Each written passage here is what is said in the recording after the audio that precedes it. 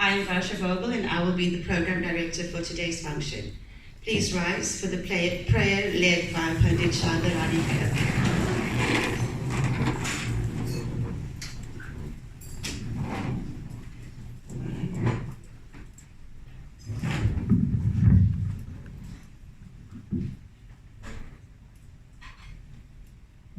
Prem Namaste, Vanakkam, Salam. Greetings to one and all this morning. Let us bow our heads and pray. The prayer is entitled, A Prayer from the Heart. Dear God, please accept our humble prayer today.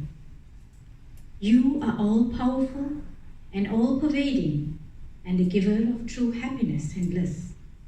Remove all forms of vices and sins from us. You are most pure, luminous, and adorable. Illumine our minds with your divine light and wisdom. Grant us strength and courage to perform all of our duties.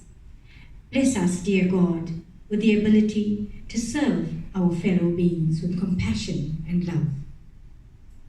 Let our actions be guided by truth. May you guide and inspire our intellect in a noble direction. Thank you, ladies and gentlemen.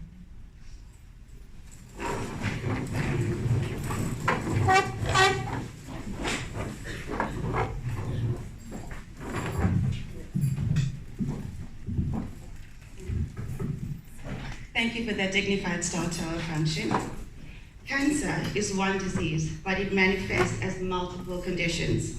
The Arya Samaj Women's Forum have hosted this morning tea to raise funds for CHOC, the Childhood Cancer Foundation, and to raise awareness of cancer through education on early symptoms and treatment options. We hope that the speakers today will impart knowledge that will lead to earlier detection of cancers, which is associated with higher long-term survival rates.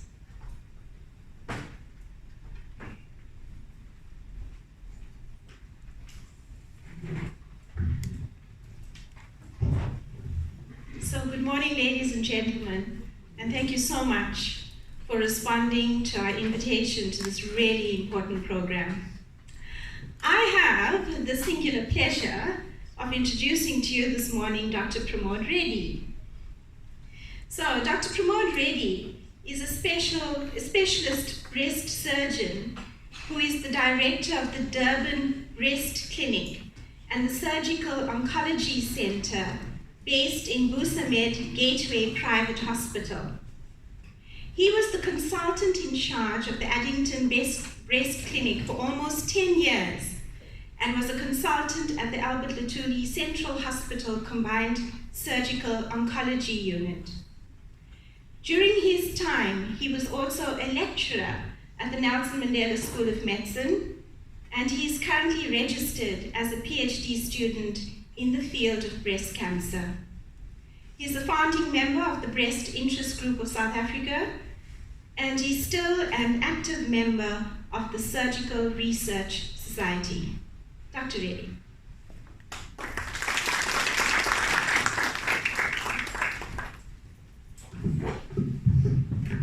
Good morning all. I'd like to thank the Arya Samaj and the local organizing committee for inviting me to give you all a little talk about breast cancer and awareness. All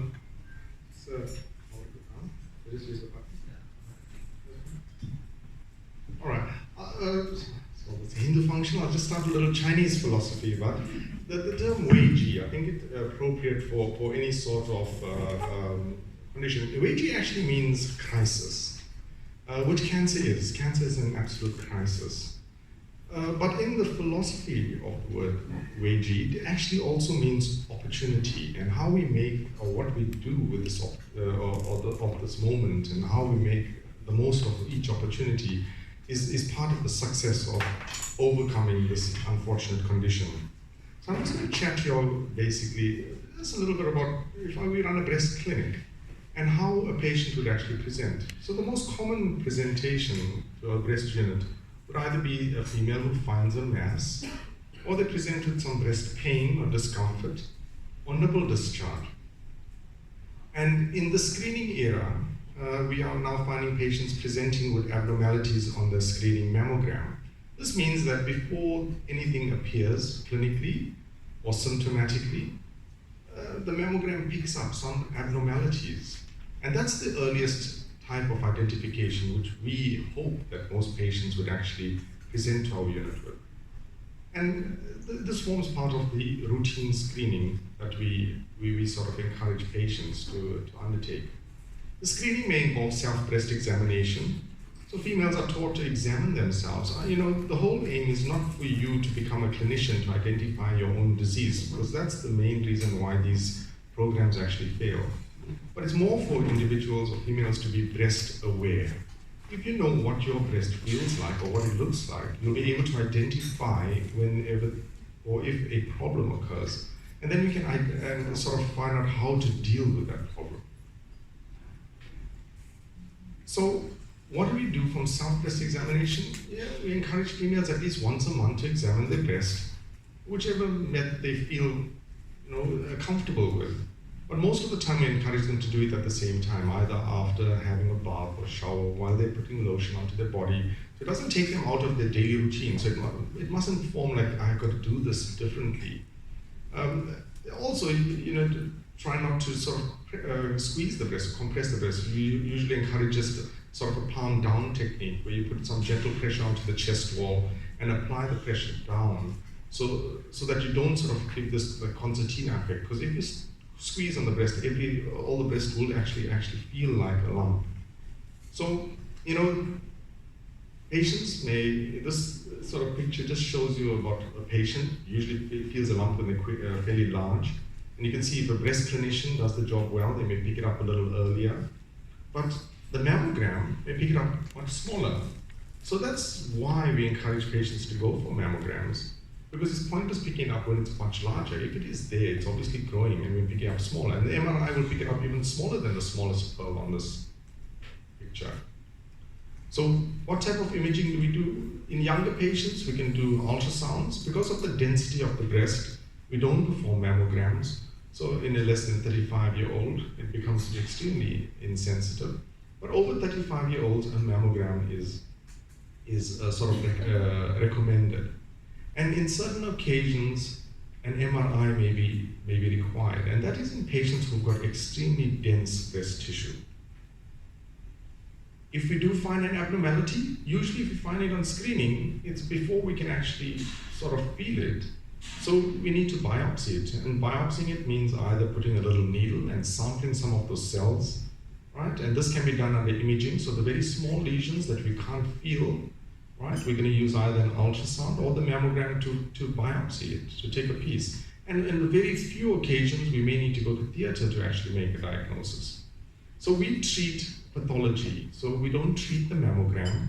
So even if the mammogram identifies an abnormality, it does not necessarily mean that that is cancer or something to be concerned about. It may be part of a normal aberration of development, so it may be part of your normal breast tissue. But the tissue diagnosis will sort of indicate how to move forward from there. This just shows you, breast cancer awareness campaigns are probably the most successful in the world, and probably because it's run by females. But in doing so, that's the only thing that all females are sort of exposed to, the fact that there's breast cancer. But the truth of the matter is most lumps that present to our unit are actually benign. And it's important to understand that. But we got to find that out, and we got to follow the basic protocols in order to identify whether it is a benign condition or it's something that requires surgery because it is pathological.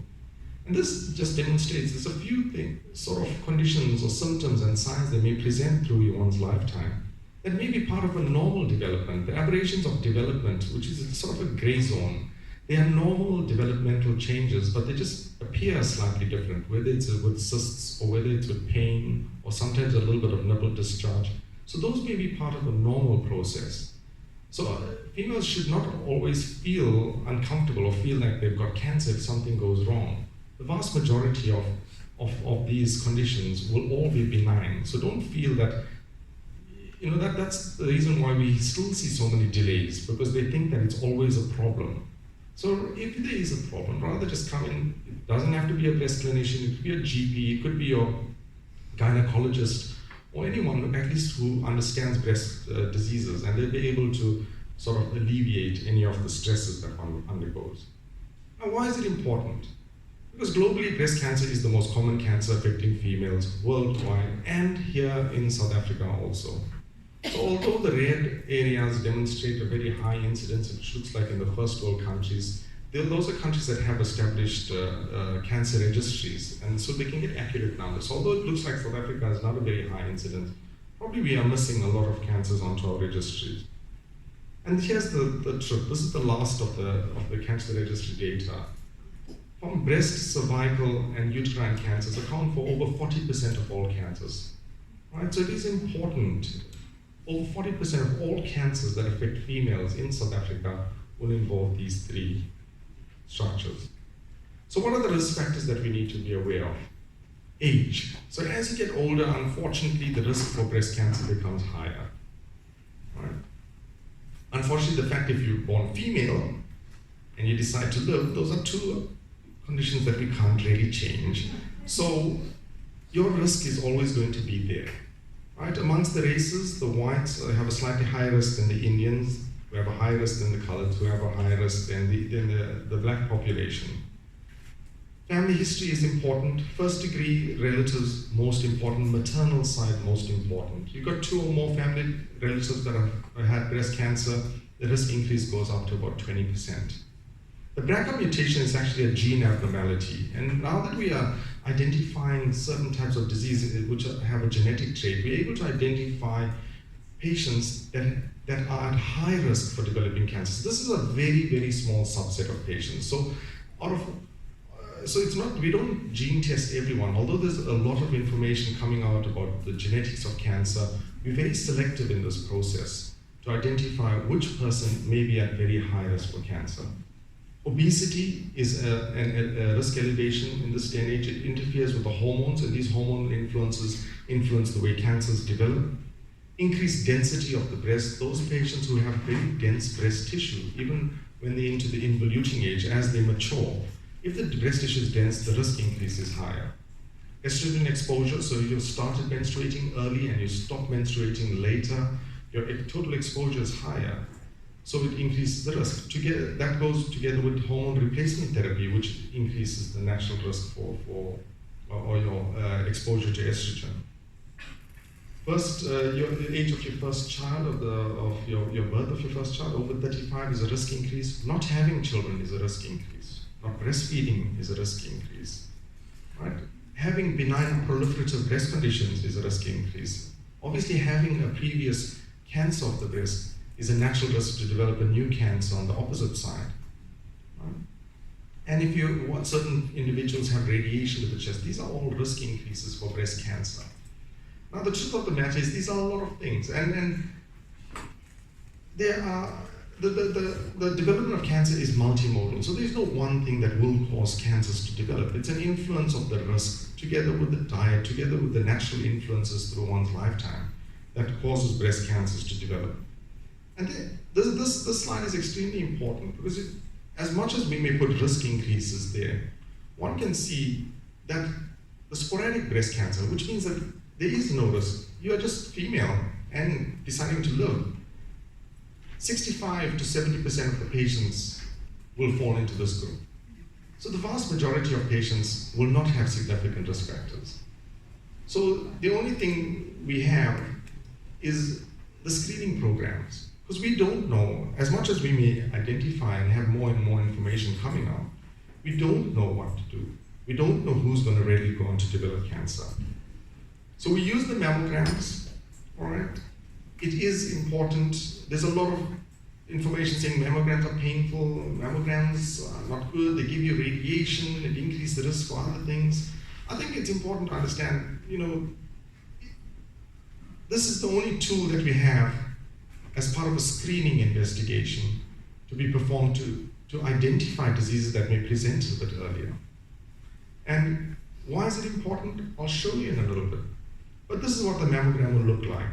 And the newer mammograms have better details, so we can pick up lesions a lot earlier, and we don't have to compress. Now, this is the problem with mammogram. Here on the one side, you've got a breast that's very dense, On the left-hand side, you can go to breast that's far less dense. You can see that you can pick up a small tumor in a less dense breast tissue. But here on the right-hand side, if you had a 5 centimeter tumor, you may miss it because the density is not picked up. So there are problems with mammograms, and this is the issue. But that's not for you to decide it's a problem. That's for the radiologist to become a problem. So in this patient, we will always do an ultrasound, and you would sometimes, if there's a concern, you would do an MRI.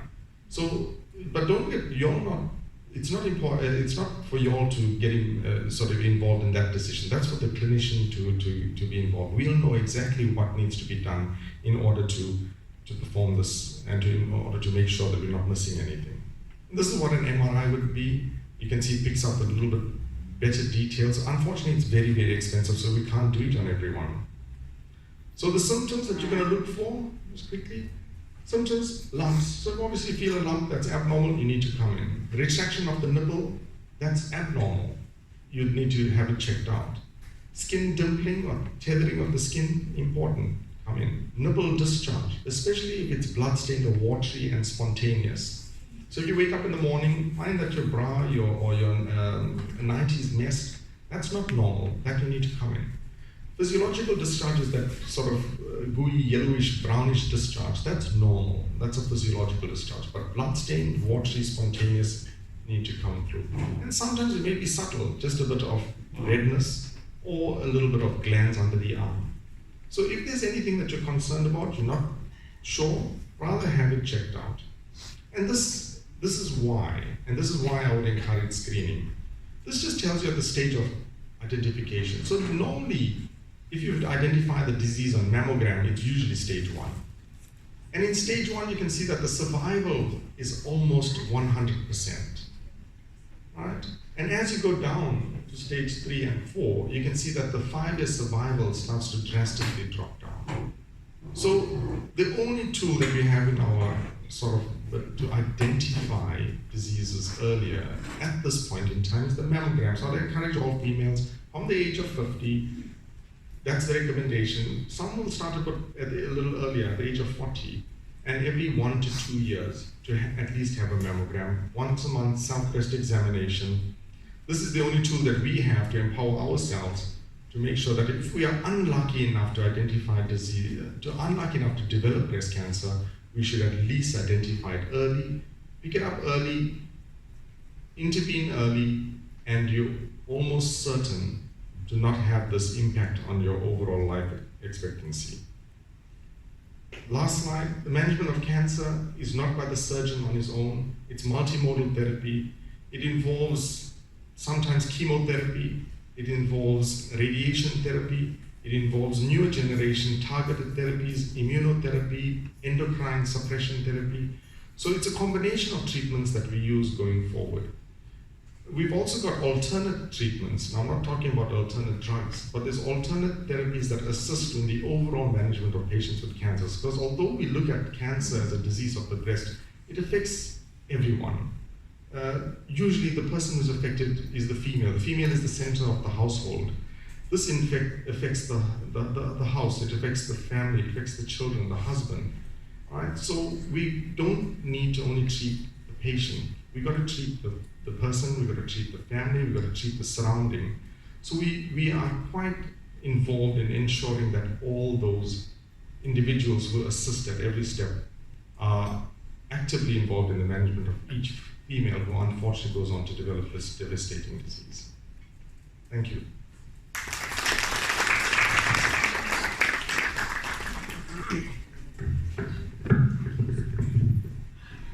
Thank you, Dr. Reddy, for that very informative presentation.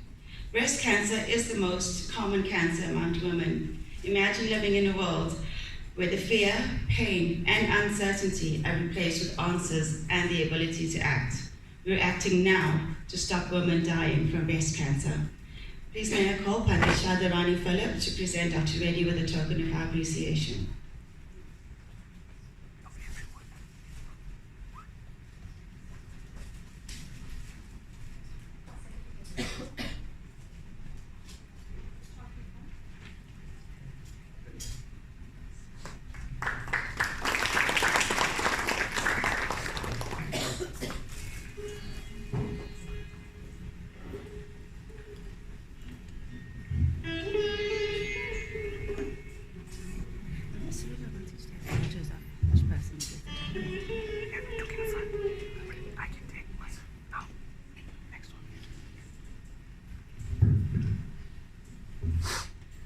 thank you again, Dr. Reddy. That was really informative. And following on breast cancer, I have, again, another pleasurable task, and that is to introduce Mrs. Sabitha Harichan Prasad. Right, so Mrs. Harichan Prasad is a retired educator. She's a community worker and a religious leader. She is the president of the Race Stop Arya Samaj and the founder and chairperson of the Race Stop Arya Senior Citizens. Mrs. Harichan Prasad is also a 20-year cancer survivor. The experience has left her with a life-altering and life-affirming shift after cancer. Let's welcome Mrs. Harichan Prasad.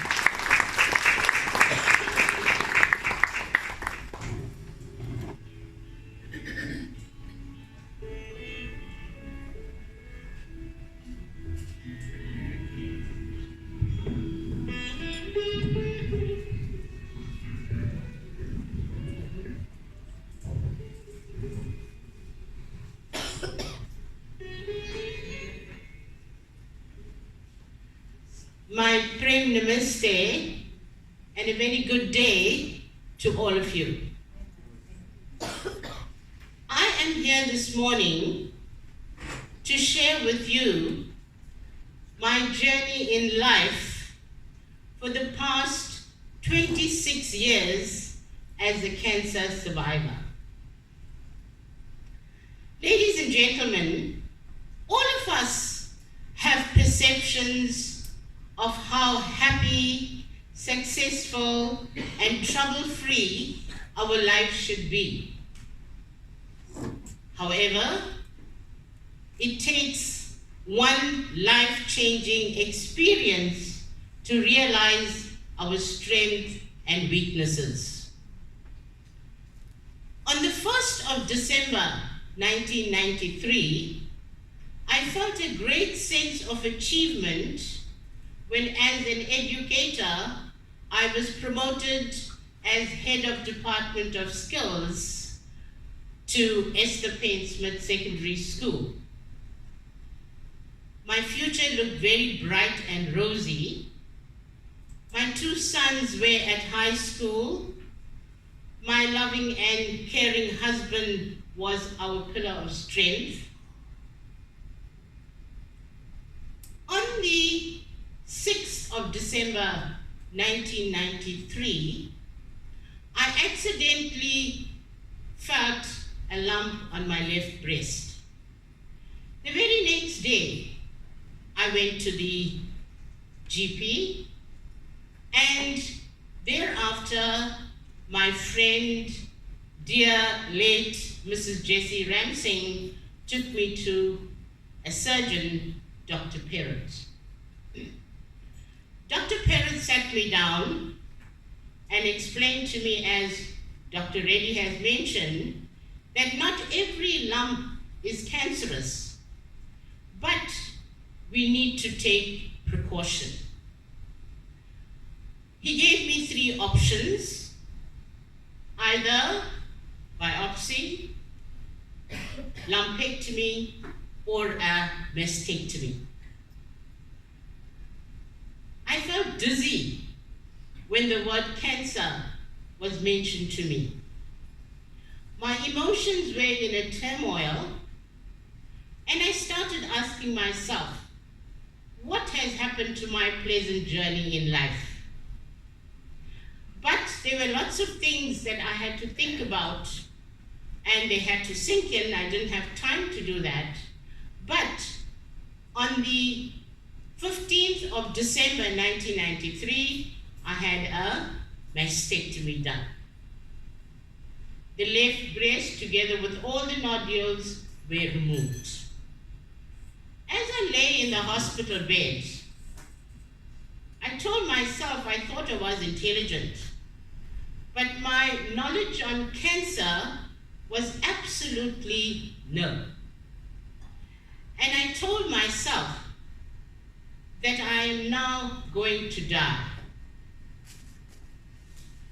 But 3 days after my op, a lady walked into my room and she says, "Hello, my name is Flo Walker. I'm from Reach for Recovery, which is a breast cancer support group, and I had a problem like yours 8 years ago." That was the turning point in my life. I was so amazed by her strength of character, her determination, her willingness to share her experience with me, and she motivated me. And that was when I told myself that I am going to live. Believe you me, people, that's when my Aryan prayer book took on a new meaning. You know, previously, when you go to satsang, you just repeat parrot fashion. But now the words became meaningful. And I told myself, "Paramatma, I'm putting myself in your hands, and I am going to go along." On the 13th of January 1994, my oncologist, Dr. Dale Hacking, told me, "You are one of the few blessed ones. You caught this in the nick of time, and you don't have to go for chemo or radio." I sat there and cried. All the pent-up emotions of the previous days just flowed.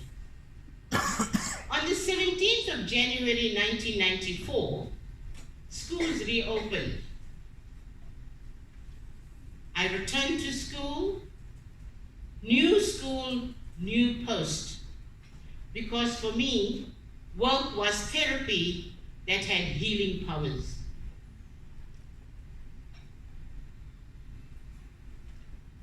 It was then that I decided to join the Cancer Association. In 1994, I joined a group called Reach for Recovery. Now, this is a breast cancer support group that goes to hospital and homes and counsel people that have breast cancer. While doing this counseling, I realized that we are so fortunate that we are on medical aid and we can afford the treatment. But if you look at an ordinary person, it's a fate worse than death, especially when you are a single mother. That's what prompted me to start the Race Stop Cancer support group, where we try to give as much support to people as possible. Ladies and gentlemen, I enjoyed 14 glorious years. And in those 14 years, I did things that surprised even myself. I did things and I said, I'm sure I would not have done it had I not had cancer. And so my journey continued. On the 10th of September 2007, I had an unexpected mastectomy of the right breast. And here again, the doctors said that it was caught in the nick of time. But because it had occurred a second time, they advised me to have 4 sessions of chemo. I had my first chemo on the 15th of October 2007. And while recovering from a burst abscess on the 21st of October 2007, my husband passed away on the 26th of October 2007. This left a void in my life. Ladies and gentlemen, cancer and its treatment is very challenging. But if you have the right attitude, there is a solution. One of the greatest challenges is hair loss. So you awake one morning and you find that you don't have any hair on your head. But if you look at all the hair pieces around you, you can change your look all the time. And I want to advise people here, the day you get up and you find your hair standing in different ends, don't despair. Thank God you have hair on your head. Another problem I experienced was weight gain. But to me, I am not fat, I am fluffy. And I have learned a new daily prayer. And this is what I say. God, please make me thin. If that cannot happen, make all those around me fat.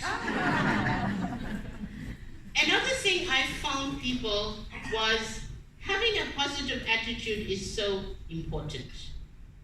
And very often we say that when we have a crisis, we say, God, why me? We should rather say, God, why not me? And ask God to give us the courage to see it through. The other thing is, don't bottle up all that you have.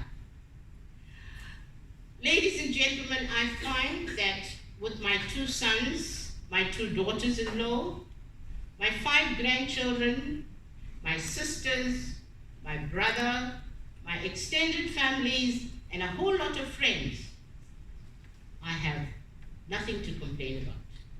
I officially retired in 2012, and in 2013, I opened a senior citizens group, and I'm having fun in my twilight years.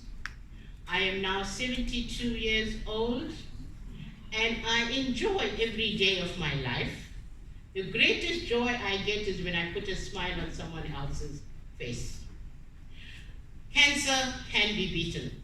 To the organizers, I just want to say, thank you for allowing me this time to share my experience with you, and may Paramatma guide you in all the work that you are doing for the good cause, and may all of you be blessed with a pleasant journey. Namaste.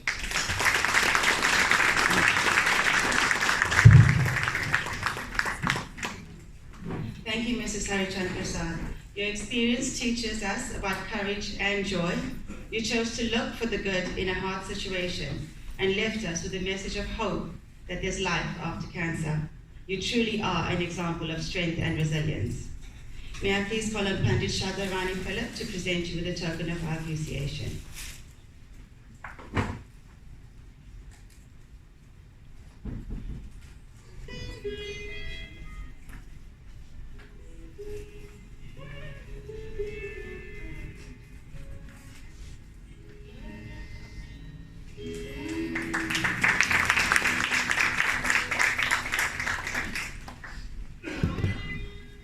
Dr. Atisha Miraj attained her Bachelor of Medicine and Bachelor of Surgery from the Nelson Mandela School of Medicine in 2005. Following internship and community service, she decided to specialize, attaining the Fellowship of Obstetrics and Gynecology in 2014. She further pursued a subspecialization fellowship in Gynae Oncology, completing this in 2018. She became the first female Ghanaian oncologist in KwaZulu-Natal, as well as the first Indian female in South Africa to attain this degree. She currently is the head of Ghanaian oncology at the Nkosi Albert Lutuli Central Hospital and serves as an honorary lecturer at her alma mater. Ladies and gentlemen, Dr. Atisha Maharaj.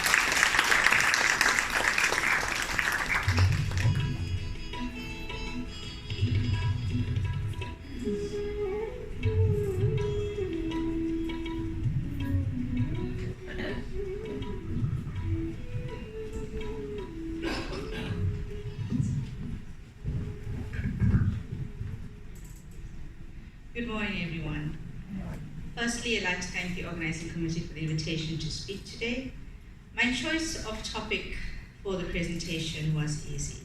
As Dr. Reddy has pointed out, breast and cervical cancer are the top 2 cancers that affect women in South Africa. Cervical cancer has an extremely high mortality rate. Most of this is due to denial and also failure of women to get screened for the disease. Just a little bit about me. I'm a gynae-oncologist and I work at Nkosi Alba Hospital. I provide services to KZN coastal region as well as parts of the Eastern Cape. Now, I know a gynae-oncologist isn't something that most people are familiar with. We are quite rare, and there's only 25 of us in the country.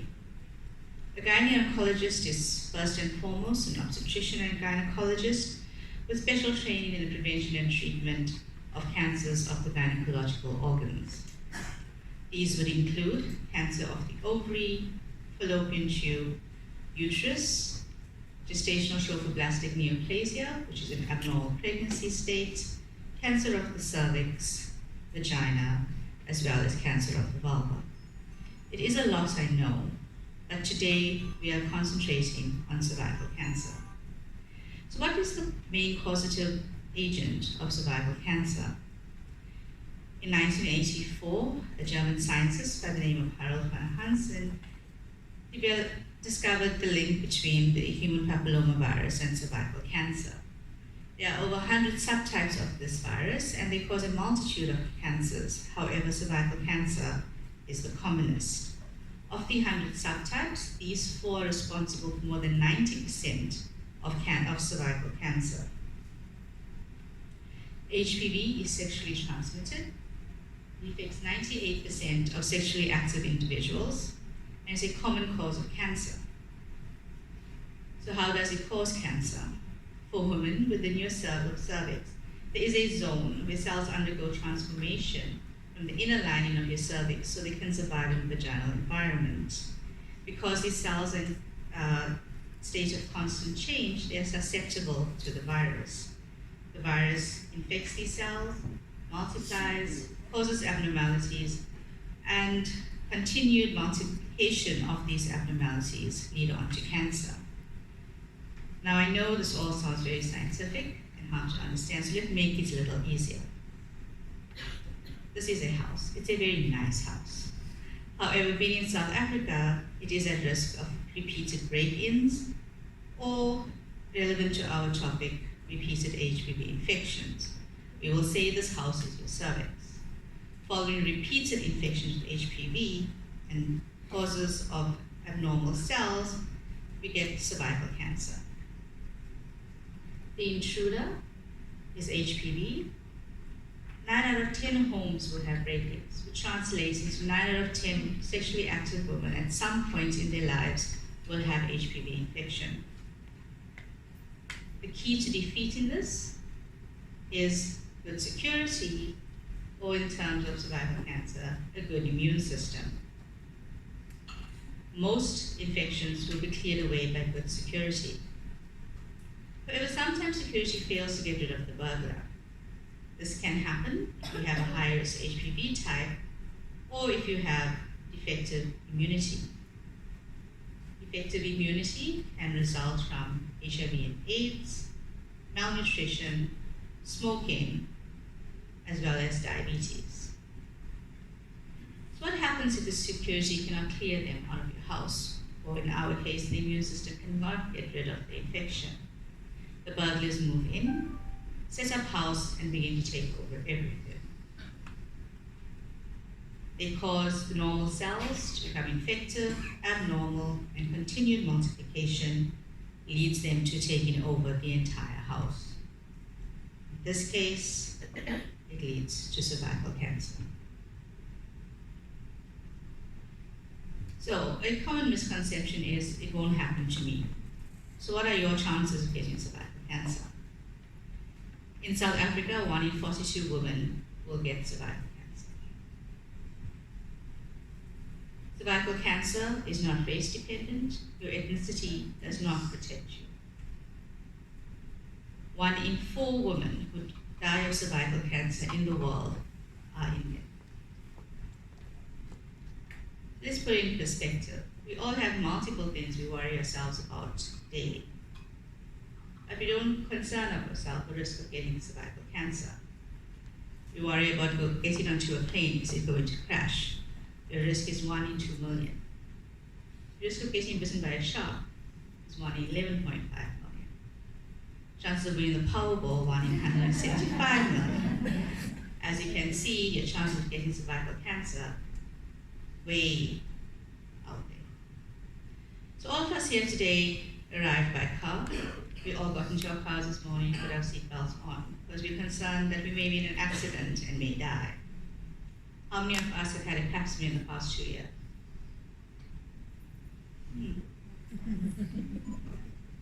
Less than 5%. The chances of dying from cervical cancer is 1 in 45. Chances of dying from a fatal car crash, 1 in 645. What about age? I'm too young for cervical cancer. There's a common misconception.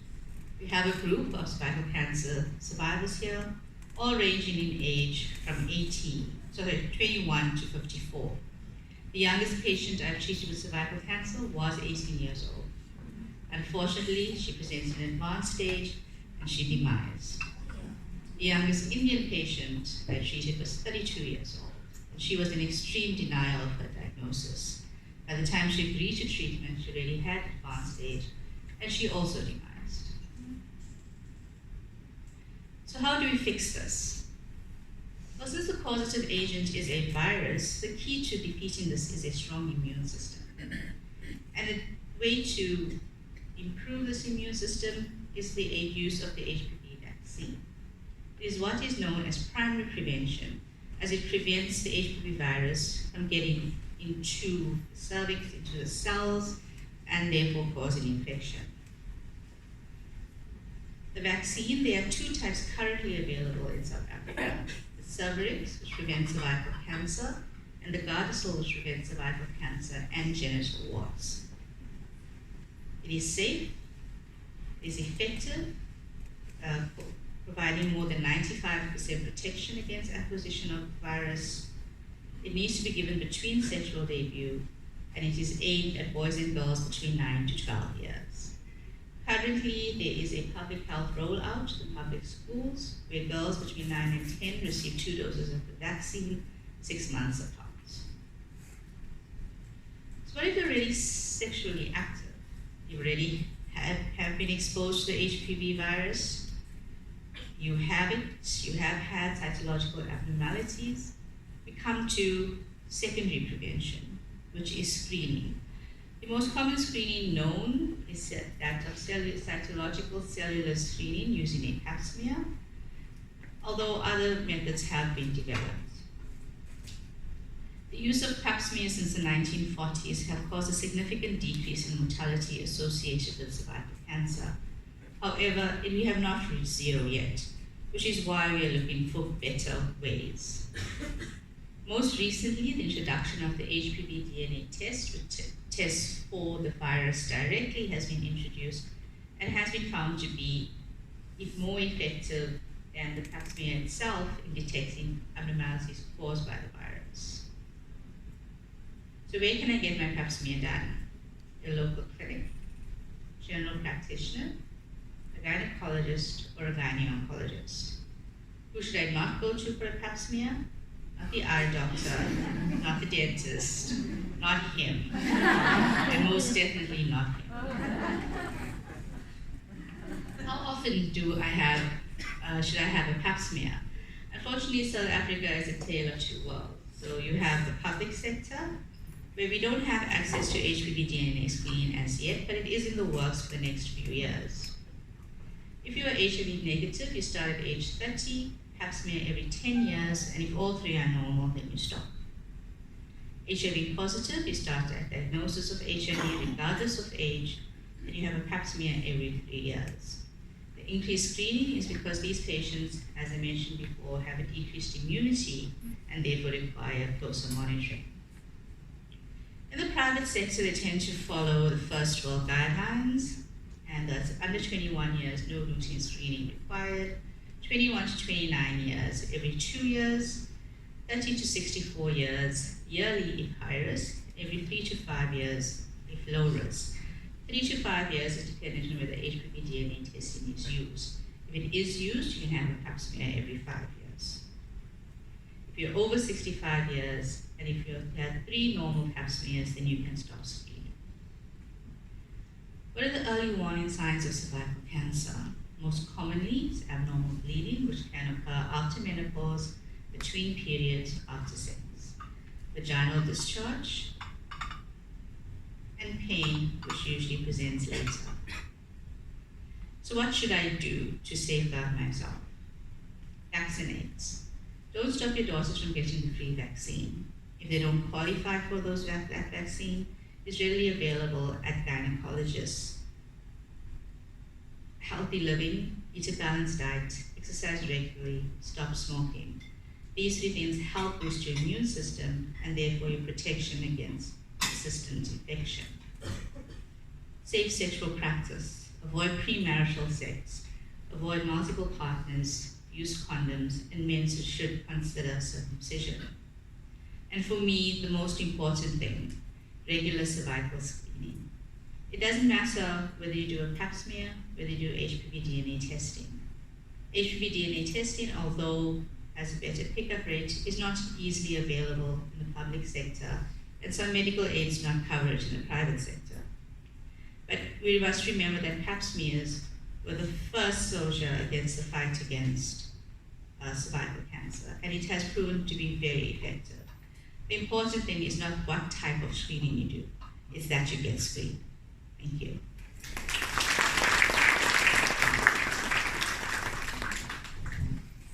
Thank you, Dr. Maharaj, for that extremely informative talk. I hope that you have encouraged the women in our audience to go for a cervical screening. May I request Professor Usha Desai to present Dr. Maharaj with a token of appreciation.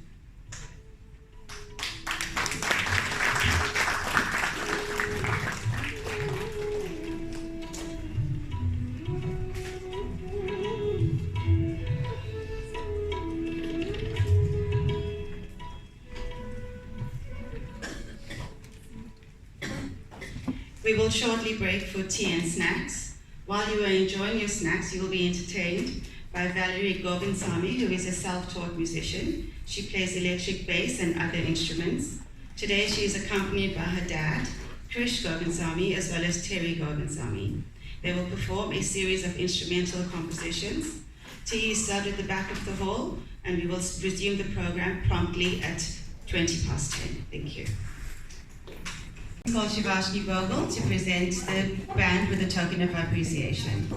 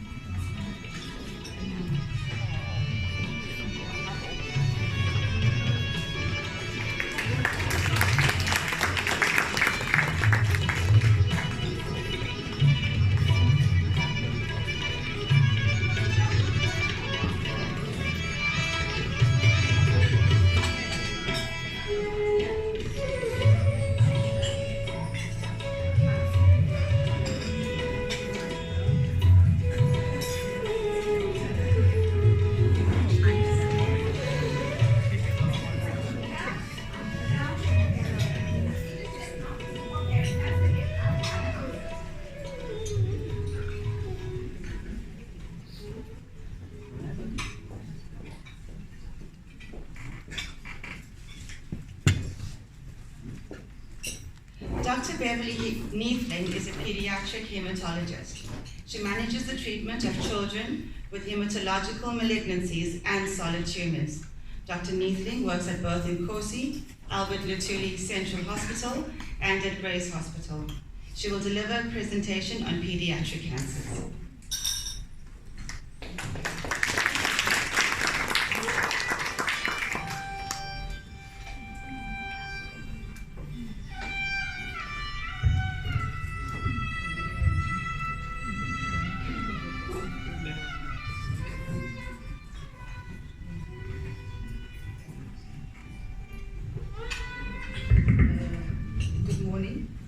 Thank you for inviting me to talk, Sarila. I'm a pediatric hematologist, as you've just heard, and we manage patients not just with hematological malignancies, and if I talk about hematological malignancies, I talk about your blood cancers, your leukemias, your lymphomas. We also manage patients with solid tumors. And if I talk about your solid tumors, I mean the kids with brain cancer and your non-brain cancers, and those are usually your soft tissue cancers. So if we talk about pediatric cancers, it is not as vast as your adult cancers. It's a small number compared to your adult cancers. It is less than 2% of all cancers. And the incidence of children aged between 0 to 14 years is 140.6 per million person years. And that was a review that was done in 2017. They looked at 156 cancer registries worldwide, and it didn't just include developing countries, it also included developed countries. So it gives you a broad overview of how common pediatric cancers are. As I said, it is quite rare, and it is the leading cause of death in children, not just in your developing countries like South Africa, but also in your developed countries up until today. But this trend is changing with advances in treatment. So if we look at the incidence of cancers, which are the common cancers in children? If you look in a country like the United States, that's a developed country, your most common cancer is leukemias in children, followed by brain tumors, and thirdly, your lymphomas, which is another blood cancer. And if you look in the UK, it follows the same trend. Your blood cancers are the most common, followed by your brain cancers. And I think closely to that, following that will be your kidney cancers, which we will call your Walden's tumor. This is something that was done in our registry for South Africa. It was a 20-year review of cancers, not just in South Africa, but in other African countries. And as you can see, if you look at your far right column, South Africa, they looked at all the provinces, and they looked at specifically our cancer registry. If I mean the cancer registry, I mean at the reported numbers of cancer in children aged 0 to 14 years, and this was done between 1987 to 2007.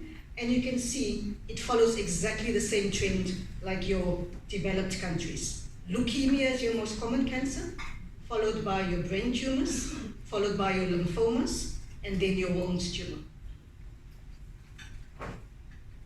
This is a very important slide because in that review over 20 years, they also looked at the incidence per province.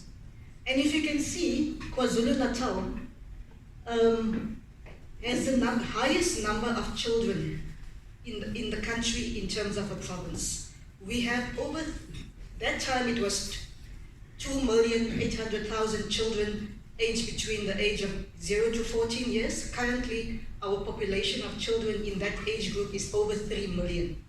But if you look at the incidence, our incidence is only 39 per a million. Why is the incidence so low in KwaZulu-Natal? And if you look at the Western Cape, one of the lowest number in terms of the population of the children in that age group, but the incidence is much higher. And that speaks to a lot. Is it that we are not more aware? Is there no awareness programs? Is it that we are not reporting? Is it that people are just not seeking medical help? And I think the answer is people are not seeking medical help, or there's misdiagnosis. And if we look at the causes of cancer, it is vastly different as opposed to adults. In adults, as you heard from the previous speakers, with cervical cancer, human papilloma virus is strongly associated with it. With breast cancer, there's lots of risk factors. In children, you really can't find an underlying cause. You can't pinpoint the cause very often for the cause for the cancer. Yes, HIV, we know, is associated with a lot of cancers. It's associated with Kaposi sarcoma and Burkitt's lymphoma. There's certain viruses that's associated with specific cancers, like your EBV virus is associated with specific lymphomas. But most often, we cannot find a cause for cancer in children. And the reason for that is very often there's a genetic predisposition. And if I mean a genetic predisposition, Either they have an underlying syndrome, like children with Down syndrome are prone to specific cancers. They are prone to myeloid leukemia. They are prone to ectodermal tumors. Children with Fanconi's aplastic anemia are prone to specific cancers. And very often in some children, especially with your blood cancers, we do find mutations in their DNA. You do find specific pinpoint causes why have this child developed this cancer. And we often call it translocations. And that translocations, or the switch in your DNA, or the switch in your chromosomes, have caused the clone of the cells to proliferate and cause the cancer. But the reason for that genetic predisposition, or the reason for that mutation, we do not know what the reason for that is. So in terms of risk factors, in terms of prevention, it is not the same as for adults. And if we look at the clinical presentation of children with cancer, very often they can just present with abdominal distension, or not even abdominal distension, just abdominal pain. And one of the cancers, what we call neuroblastoma, is a cancer that is very deceiving. Very often, the child will complain of abdominal pain. The parent would think, it's non-specific, it's nothing serious. And only by the time that the abdomen or the tummy gets bigger, then the parent realizes that there's a problem here. And by that time, the cancer has already become advanced. Easy bruising, that will tell you, is this not a cancer of the blood? Blood in your urine. Just fatigue, general fatigue is one of the presenting symptoms of cancer. Or just a child that's very pale. Or if I mean lymphadenopathy, a child who just starts having swellings or masses coming up in the body. And for your hematological malignancies, and if I talk about that, I speak about specifically your leukemias and your lymphomas. It is usually because the bone marrow is either infiltrated, and if I mean the bone marrow, if you eat a chicken bone and you break the bone open, you see the red part of that bone, that is where the cancer originates. And that part of your bone is very important for the most important cells in your body. It carries the cells it has the cells that carry the oxygen to your brain. It has the cells that if you have a cut to prevent you from bleeding, and it also has the cells to prevent you from picking up an infection.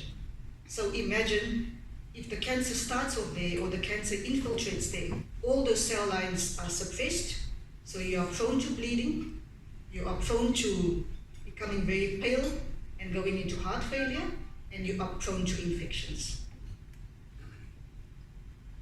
And these are other common symptoms that patients present with. So most often with us, we will get a call from one of the base hospitals, and they will tell us, the mom says the child is not walking. For the past few days, the child has stopped walking. And that should there should be alarm bells. Is this not a leukemia? Because what happens? The cancer is in the bone starts expanding, and the child starts having bone pain, and then suddenly the child stops walking. So that is a big alarm bell. But once again, difficult to assess, because sometimes kids just have growth associated pain. So it is very difficult to tell. But a child that stops walking, that should be a telltale sign that something is wrong. A child who has a fever and you can't explain the fever. The child doesn't have flu, the child doesn't have a runny tummy, the fever has been going on for a few days now. That should also be an alarm bell. Is it not the bone marrow that's infiltrated, and now the cells that fight infection is low, and the child is now having a fever? And very often cancer swellings are not like an infection swelling. It's not painful. If it's an infection that causes the swelling, it's very tender and it's painful. A cancer swelling is painless. So that should also be an alarm bell. Skin lesions, like Kaposi sarcoma, I'll show you a slide later, that you could just think it's just a rash, but that could be the start of a cancer. We've spoken about abdominal distension, hypertension, very often with your kidney cancers, or cancers that involves your nervous system, and then also diarrhea itself. If diarrhea is ongoing for more than 5 days or even more than 14 days, that could be the first sign of cancer, because some cancers secrete hormones that make you prone to diarrhea. And even vomiting. If you've got a cancer in the brain, suddenly your vision is impaired, your speech is impaired. The vomiting is because of the raised intracranial pressure in the brain. So all those are telltale signs that there's a possible cancer. And I think this is the take-home message today. You need to know what is the early warning signs of cancer. And I think we've gone through this list already. You need to seek help as quickly as possible, as early as possible.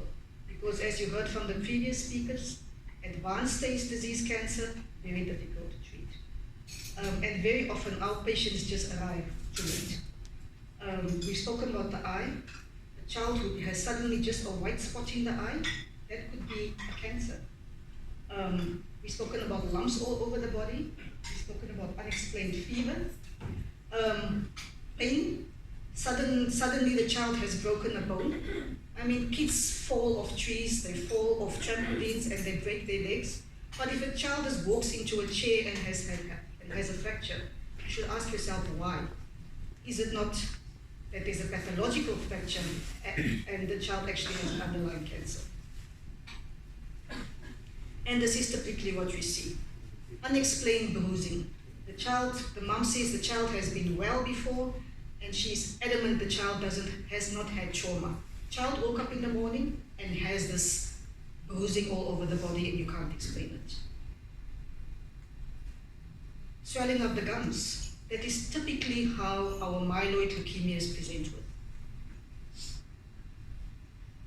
And soft tissue swelling. Now you can see this soft tissue swelling is already quite advanced, and you should actually seek help before it gets to that stage. And this is a child with a T-cell lymphoma. And abdominal distension. Big liver, big spleen, because the cancer has already spread to the liver and the spleen. And once the child comes at that point, it might also be too late. This is a child who has myeloid leukemia, but there's other types of cancer that can present like this, just with swelling of both eyes. Now, once again, this could just be an infection. This could just be bilateral infection of the eyes. But very often it could also be very sinister. Neuroblastoma, acute myeloid leukemia can typically present like this. And this is a child, most often how the kids present with retinoblastoma. And just picking up that there's a white spot in the pupil, that is picking the cancer up early. And that is when you can intervene and you can actually cure this child. Once the eye becomes proptotic, the eye is come out of the socket, that is when it's just too late. And this is a mother and a child who both presented with Kaposi sarcoma. So they both HIV positive, none of them are antiretroviral therapy, and you can see those skin lesions typical of Kaposi sarcoma. So how are we going to manage our patients? How do we approach pediatric patients? Obviously, it's very difficult for us because we don't just deal with the parents, you also deal with the child. And it's generally a multidisciplinary approach. It's the doctor, it's the nurse, it's the social worker, it's the psychologist, and it's the palliative care team, as well as CHOC, Aggie sitting here. CHOC is a big part of us, of our team. And if I say palliative care team, very often people confuse palliative care with end of life. Palliative care is not associated with end of life care. Every patient with a life-threatening disease or with a chronic disease, palliative care should be part of the approach. And we'll speak about that a bit later. Then the counseling. How do you counsel a child? It is often very difficult to counsel a child. And in our culture, type of cultures that we deal with in KZN, most often the parents refuse for us to speak to the child. And it's difficult, I'm also a parent, it's wrong. The child should be aware at every step of the way what is wrong. And obviously you have to look at the age of maturity of the child. very often, at the age of 6 years old, a child has got a concept of death. They understand what death means. And the unknown is worse than the known. I mean, when I started my career very early on, I remember a boy coming to me. He was extremely intelligent. And he was about 11 years old, and he wanted to know from me, am I going to die? And we knew he was going to die because we've exhausted all our treatment options. And I looked him in the eye and I said, no, you're not going to die. And when he died, I felt so bad because I felt this child died and it was unknown to him, what was coming. And we have changed our culture now. We try to make the child aware of what's happening every step of the way. But obviously with the involvement of the parent, with the involvement of the psychologist, with the involvement of the social worker, because you need to understand what is this child's level of maturity, what is this child, what does this child understand, and what can this child understand. That's very important. And obviously when we counsel, it's family circumstances, socio-economic, spiritual beliefs, etc. I need to go a bit faster. Management options, I think our previous speakers spoke about the management options.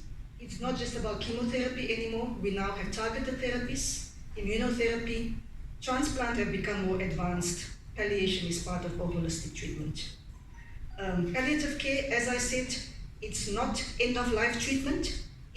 It's a part of the holistic care of the child. You need to make the child as comfortable as possible, spiritually, mentally, holistically. That is what palliative care means. But in our society, it is often too late when these kids present. And I think this is the message I want to bring home today, that we see too many children with advanced disease presenting at our doorstep. And the reason for that is one is cultural beliefs. Very often, the help of a traditional healer is sought first before they come to us. Very often the parent just waits too late to come and seek help, and very often our colleagues are misdiagnosing it because even our own colleagues out there in the periphery is not aware of the early warning signs of cancer. So when is it too late? I'm going to show you 3 slides of children that I saw in the past month, how these kids present to us, and this is a reality. This is a child who came in recently with alveolar rhabdomyosarcoma. By this time, it's too late. It's already gone into the brain, already metastasized to the lungs. Very little that you can offer in terms of curative treatment. This boy came in with a whole buttock mass. The whole buttock was eroded, lung metastases, once again, advanced stage disease. And that is how these kids present at our hospitals. And this is terrible. I'm not going to stay on it, but that is a child who came in with neuroblastoma, brain metastases all over the body. And then you ask yourself, why do you wait so long to present? So the take-home message today is be aware of the early warning signs of cancer. We work closely together with CHOC. They are very involved in awareness programs, and we speak about the Silouan signs of cancer. And Saint Silouan was a Russian monk who prayed for all humanity in the world continuously, and this science was named after him. But take-home message, children's cancer, different from adult cancer, no predisposing factors. We don't know what the cause is. The earlier you pick it up, the better the outcome. The later you pick it up, the later the outcome. Thank you.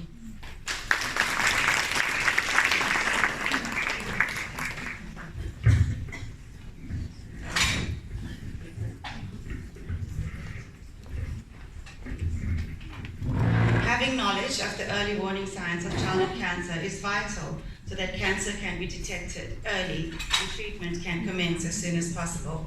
Included in your goodie bag is this leaflet, which describes early signs and symptoms of cancers in children under 5. Thank you, Dr. Neethling, for empowering us with the knowledge that you shared today. Dr. Sarah Ramklas will present Dr. Neethling with a token of appreciation.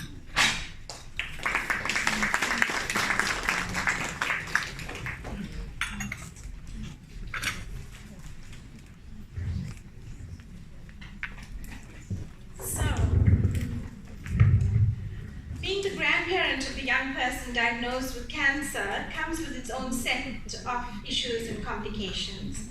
And many grandparents speak of the double impact they feel. Not only are they worried for their grandchild, but they're also dealing with the toll of the cancer journey that it takes on their own child. So, to give you a grandparent's perspective, I would like to call Mrs. Shanaz Murad to the stage to share with us her experience of her grandson's diagnosis with cancer. Come, Shanaz. So Shanaz and I share a very special, long-standing friendship for more than 26 years. She was one of my very first patients when I opened my practice. And my friend is wife to Hussein, and together they share 3 beautiful children and 3 grandchildren. Right. So Shanaz is a qualified nurse, but she has long left the profession, and she runs the popular Minty's Fabric Shop on Ridge Road. So she is the face you will meet when you walk into her haven of exquisite fabrics. Shanaz. You? Good morning. Namaste. Assalamu alaikum. Faith and hope and belief in the higher power and acceptance that everything we face is from God, and He treats His servants according to the expectations of Him. So trust and ask only from Him and praise Him under all conditions. My dearest friend Srola coerced me to do this. Sure. And then she gives me 10 minutes. Initially I found it so difficult because it's still such a painful journey. Seeing your child and grandchild suffer is the hardest thing a mother and a grandmother can go through. So as a Nani, I'll share with you the story of our grandson Umar, the warrior, the survivor. Strong-minded, creative, self-confident, talented, and above all affectionate and infectious. He adores his Nani and Nana. Actually, I think he adores Dadi better because she makes the musas and I can't. But anyway, he wants to become a pilot and a YouTuber. And the reason when he grows up, the reason he wants to do that is because he wants to fly first class. He does have a YouTube channel. In December 2017, Umar was diagnosed with a Worm's tumor, nephroblastoma of intermediate risk, which is a tumor of his kidney. Needless to say, our worlds fell apart. Cancer in an adult is painful enough, but in a child it leaves you helpless and overwhelmed. 6 months prior, and 5 doctors later, his big tummy was dismissed as constipation and bloatedness, his leg pains as growing pains, his lack of appetite and not eating to behavioral issues, and Shaista, his mum, has been a total neurotic. A mother's intuition that something was wrong, my daughter's persistence insisted on an ultrasound, and only then thinking it was an enlarged spleen, was referred to Johannesburg Professor Janet Poole, who is the head of pediatric oncology. She diagnosed the cancer as being very aggressive, stage 3. This was between Christmas and New Year. Such a difficult time. She wanted us to start chemo immediately. So the next day, we all sat in Joburg Gym with chemo, not even getting over the shock of the diagnosis. It was an arduous journey. 2 months of pre-op to shrink the tumor, a radical left nephrectomy, and 28 weeks of chemo and 6 rounds of radium. 8 months of our lives we will never forget. What's important, I find, is to prepare the child, like doctor said, counsel and make him aware of his condition. One night, lay in bed beside me and said to me, "Nani, do you know you could live with 1 kidney?" I looked at him surprised. Why was he talking about it? "And if that fails, you can have dialysis. Do you know what dialysis is?" I said, "No, not really. Could you explain to me?" He says, "Well, it's this little box that cleans your blood, and I'll have to wear it if my other kidney fails." I had no words. He was totally prepared. My daughter Shaista prepared him for everything. I'm so proud of her. He knew all about his surgery, about his chemo, about his radium, but sadly also about death. Last week he said to me, "Do you know if I die, I will be this little bird in heaven, waiting for my mum and dad. But I'll really miss you." The sadness, the tears, the fears, it's heart-wrenching for us as parents and grandparents. And thereafter, all we have is faith. And trust and handing over to God Almighty, who is the ultimate healer, and the immense support of family and friends. They've been truly amazing. The day Umar needed to shave his hair, 25 men and boys in our family and friends shaved their hairs as well. And they all sent him pics. From his diagnosis until today, a prayer circle, a WhatsApp group is formed, and it's ongoing for anyone needing prayer and healing. And then the great news, Umar was cancer-free.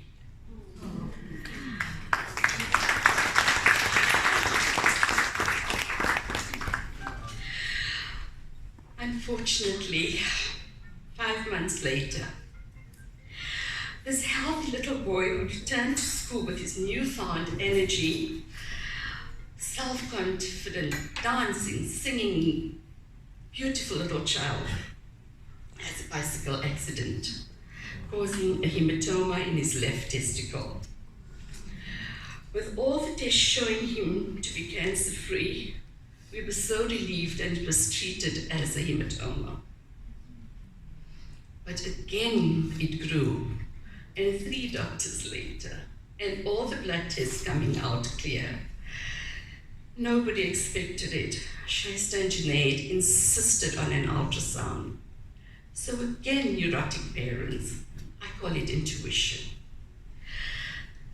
We discovered in May this year his cancer has returned.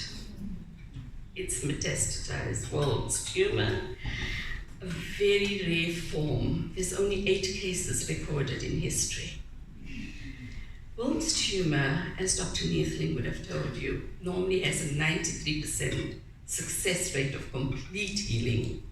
It's tumor found in little children under the age of 5, and they never have it later. Another surgery, fortunately it hasn't spread, and it was removed in its capsule. Eventually, a battle again with medical aid that didn't want to pay because they wanted him to use the first-line treatment, which would have been chemo, radium, and even a bone marrow transplant. Keeping in mind he has only 1 kidney and his blood counts are low, it would have meant long stays in hospital. So eventually they agreed to the new treatment, which they use abroad, which is expensive, but has less side effects and a biological. So Umar now has a 50% rate of survival, or so they say. He needs chemo again and radium. But before he starts his regime, his doctor encouraged us to do whatever he wanted, because she said there was no guarantee. The 7-year-old little Umar chose to go to Mecca to hold the Kaaba to pray over Disney World. It included a day in Dubai to go to Hub Zero and Kidzania. We traversed the journey of cancer again, another child from the beloved, with full faith that he will be healed, inshallah. Finally, a special mention to the kind and caring ladies that so selflessly gave of themselves every week, making the hospital experience more bearable, coercing really sick children and supporting mums in so much pain through tears and tantrums. These are the kind souls from Chuck. They are truly, truly special.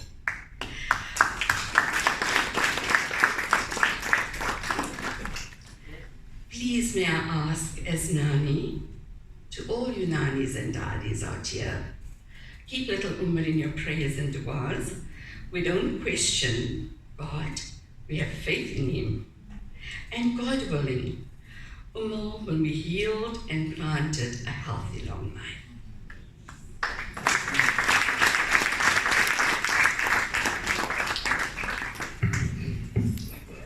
Thank you, Shanaz. We are grateful that you have shared your journey with us.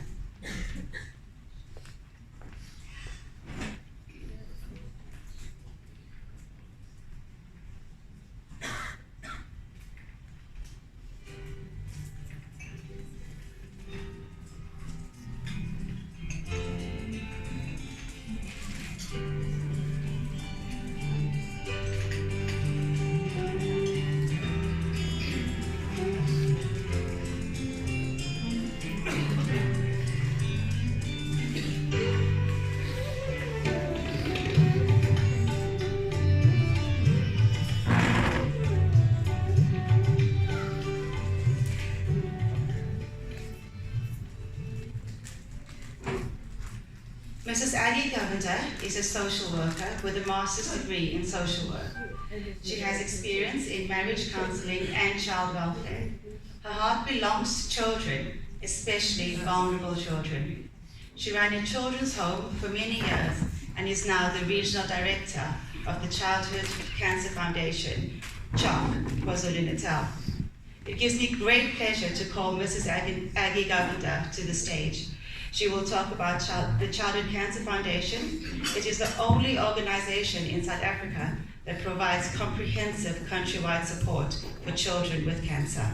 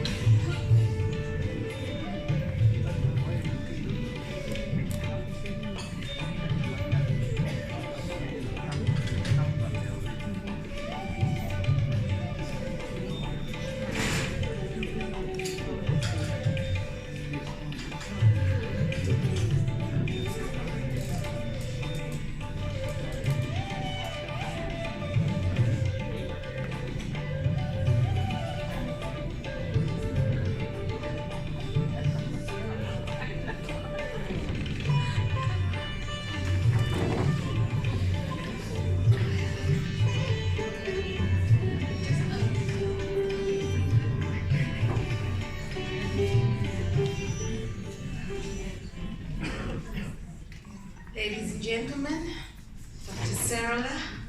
Where are you? Thank you for this opportunity, for allowing CHOP to do a presentation on the work we do. I think I needed a few minutes after the last speaker to compose myself, and I do believe all things work together for good, so I feel quite composed now. The story of CHOP's life is dealing with the emotions of all children diagnosed with cancer, and it is on a national scale as well. So when I listened to the previous speaker, it was exactly what we do on a daily basis. But without further ado, let me just talk to you about a little bit about the statistics around cancer. Cancer is rare, and 1 out of 408 children under the age of 16 might get cancer. According to the accepted population incidence rate, South Africa should diagnose around 2,500 children per annum. Currently, between 1,000 and 1,500 new cases are reported. Around 55% of those diagnosed survive, and in developed countries, it is an 80 to 90% survival rate. Now remember, it's 55% of those who are diagnosed. So the rest of the children are dying undiagnosed, and it is a painful death. And I was really glad to see Dr. Beverly's slides, because when it's the end game, that's exactly what we see. Well, I'm just not going to talk to you about, but this is basically a little bit about cancer, is the uncontrolled growth of cells, and as Doctor spoke to you about the bone. The most common childhood cancers, the brain, the eye. I won't even go through that because it's quite you've already had that pieces of information. I just want to talk to you about what CHOP does. It's our 40th birthday, and it's actually a very proud moment in our history. This means we have supported children with cancer in South Africa for 40 years, and it's no mean feat. It's not just us, we work within a group of people.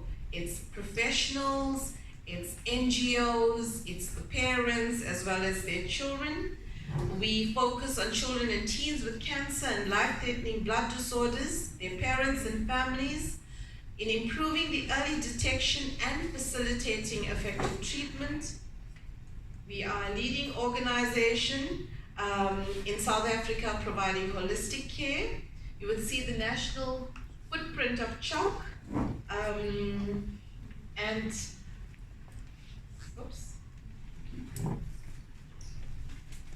the core programs of CHOP is patient, parental, family support.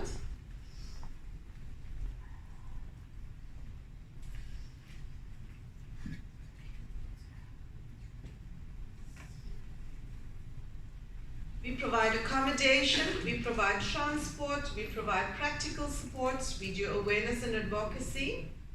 The patient, parent, and family support, I want to just reiterate what our previous speaker said. We go into the wards throughout South Africa from Monday to Friday in different hospitals. We in KwaZulu-Natal work specifically at Inkosi Albert Luthuli Central Hospital, and I must say it's one of the most beautiful hospitals and hygienic hospitals in the Southern Hemisphere.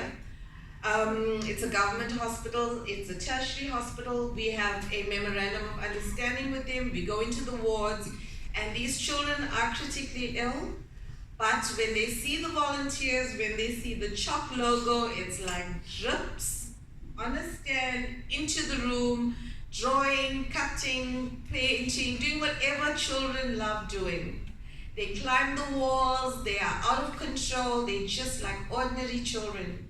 There is nothing that would say they're any different from your grandchild or your neighbor's child or any child you interact with.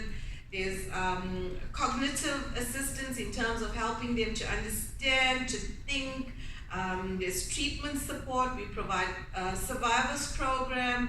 We do a parenting support, but the interactive play in the ward is one of our best. There's not one person who walks into the ward as a volunteer, comes out unchanged. And we do live by hope. Our motto is keeping more than hope alive. And you keep more than hope alive when a child is diagnosed, when a child goes through treatment, when a child goes into remission, and even when a child passes on. For a parent to get up every morning after her child passes on and live life, that is what we mean when we talk about hope. We have 10 CHOC houses throughout South Africa. We have 2 CHOC lodges. One of the lodges is in Nkosi Albert, and we've got a CHOC house in Pietermaritzburg, and we have 1 CHOC cottage. We can accommodate 167 persons per night. We provide more than 27,000 bed nights per annum, and we provide accommodation to over 500 people. So how does this work? It's a head per bed per night. You may stay at CHOC for 5 months, 6 months, 11 months even. Can you imagine being out of action for 11 months? We provide transport funds for taxis, and we noticed when we spoke with doctors, there's a default in treatment, and you must understand this is a country that we know. An emerging economy like South Africa has certain conditions, and we know finances is one of the things, and we found children were defaulting on the basis of having no funds to come back. So we saw that as a problem, and we started to provide money for them. We provide transport to and from CHOC. So in Nkosi, they walk down. But in, for example, Gray's Hospital, they have to get into our CHOC vehicle and go to Gray's Hospital. So we provide going to and coming forth. If we have no driver, Dr. Beverly and I had many discussions. We have to hire a driver and make sure those children get to hospital. We hand out more than 12,000 transport disbursements and more than 500,000 per annum. This is a whole lot of stats. It's our latest stats. We see, as you can see, in terms of children, nationality doesn't prevent a child from having cancer. I've not seen a Chinese child though. But obviously we always wonder, the Chinese children, they're probably going to another resource. I think maybe some investigation is needed. These are beneficiaries in terms of the different race groups, the number of beneficiaries in terms of, moving on. CHOC provides information and items of a practical nature. We provide care bags, we provide a parent handbook, a back to school book, and other items. We have a chemo and Tandy range which talks to a child from the time the child is diagnosed. Child goes to the doctor, child loses their hair, which is one of the most harshest thing a parent can face when their child's hair falls off. And I learned something very interesting a few years ago when I spoke to an adult survivor of cancer. They said to me, when hair falls, it falls off from the follicles and it feels like a little knife pricks, I would think, falling off. And no child had articulated that to us, but a child would cry. And it's obviously the same thing. But so we encourage, if possible, to maybe shave the hair. So when you told me about Omar, it's like, what you do. We have nutritional support, and we offer every child that passes away, we provide a little support in terms of their bereavement. We have social auxiliary workers. Now let me tell you, a social worker, are there any social workers here? Only one. There is, yes. Social workers have a holistic groundwork of knowledge. They understand a child and their family in society, in society. And basically they would assess the child, assess the family, and they would be able to predict what would happen. So these social workers are with the doctor from diagnosis through the stages. And let me tell you, when doctor talks to a mother in the ward, and she says to the mother, and I appreciate this because the Children Act actually says, treat children in such a way that they're able to understand information, and if they're old enough and mentally aware, they should know their diagnosis. When she talks to the mother, that mother comes to CHOC. That's when the ripple effect of the emotions comes through. When she breaks down, when she falls down, when she cries, when her whole life falls apart, that's when our staff are there to assist that mother. So when she goes back to the ward, she's composed and she has an understanding. No mother has an understanding of death of a child. Nobody understands it, but we try and guide her in terms of the social work process. As we talked about the ward volunteer programs, we have a parent supporting parent program on a Wednesday. Any parent who has been through this battle can come to us. We have post-treatment supports. This is our ward program at Nkosi. This young man, incidentally, is a survivor. He ran the Comrades for CHOC. He didn't complete it. He was broken. I mean, hey, Comrades breaks anyone. He was finished. He couldn't make it, but he's a survivor. And that's what we want to promote, that children do survive if they come in early. We have the Survivors Program. We encourage survivors to come back. So if you know a survivor, to come back and to talk about the story. For those who are going through cancer, they don't want to know their child's going to pass away. They don't want to know about that 55% that survived. I mean, they want to know about the 55% that survived. And these are the people who have survived that talks about the 55%. CHOC cares for the human rights of survivors, and we support them in their journey through adulthood. This is one of our most important programs, our awareness. We go out, if you're teachers and you're in preschool or in tertiary, get our program coordinator to talk to you about the early warning signs. We have found with that program, we educate traditional healers, we educate teachers, we educate parents to know the early warning signs. You don't want a situation, I mean, we've seen children with tumors this big, and normal people will say, but I mean, you're a mom.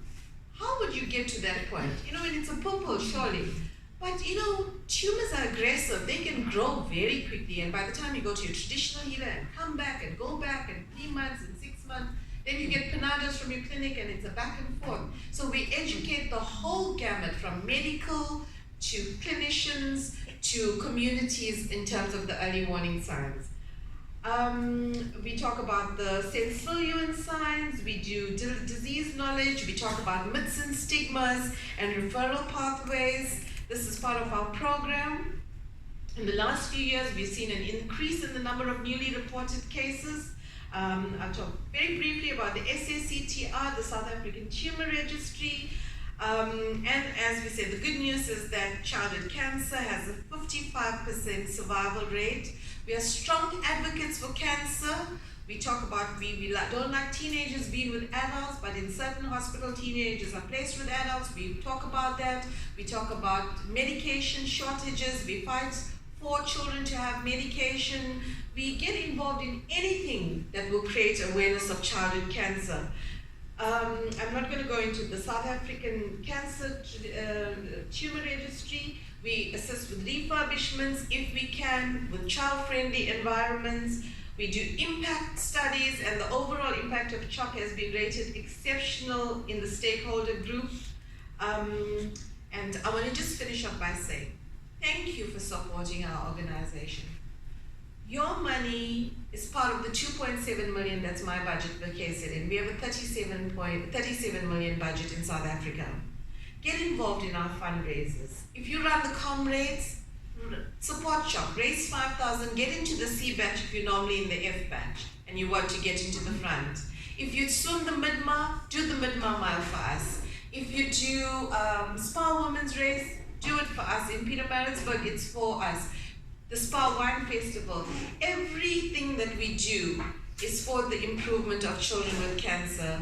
I'm so grateful that we had that little ad break here, because if I talk to you about the emotional aspect of cancer, it is too devastating on a daily basis. But I want to thank you. I do believe in prayers, and I do believe that everyone's blessing and prayer goes towards survival. And yes, I must say, when you spoke, I thought of him. His name is Sayuran Archery. He's a young boy, a little boy loved by his family, and it was his grandmother who found the pinprick of blood on a very white underpants when he was 3 years old. Grandparents see what parents don't. So yes, this is our little boy. Thank you very much to the Arya Samaj. And for the organizers, I know the stress of organizing an event, the sleepless night, but be safe. Thank you, and God bless all of you.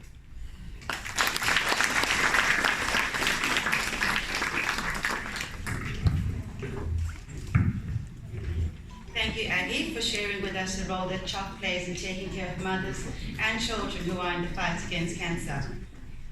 In support of your work, the Arya Samaj Women's Forum would like to donate an amount of 10,000 Rand towards CHOP for the admirable service it offers to cancer.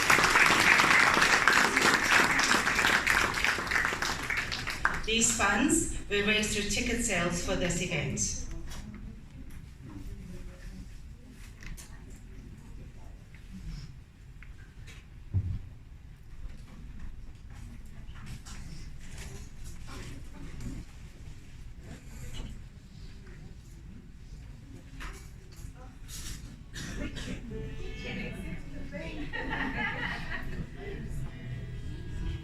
Alright, so thanks to all of you.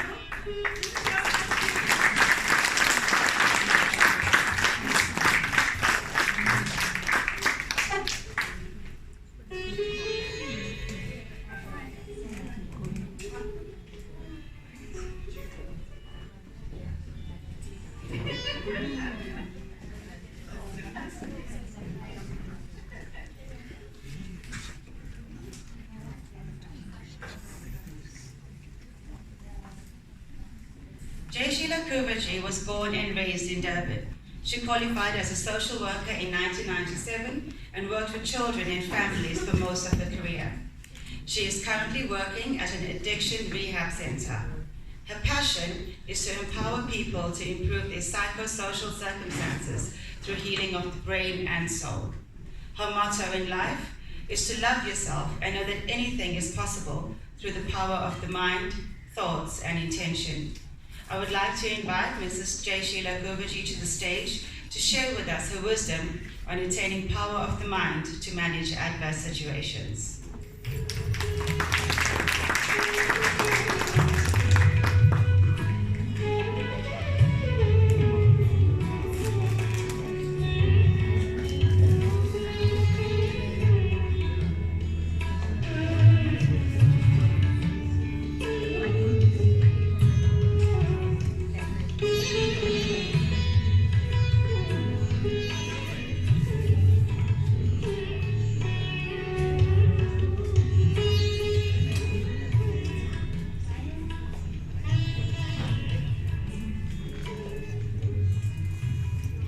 Namaste and good morning, everyone.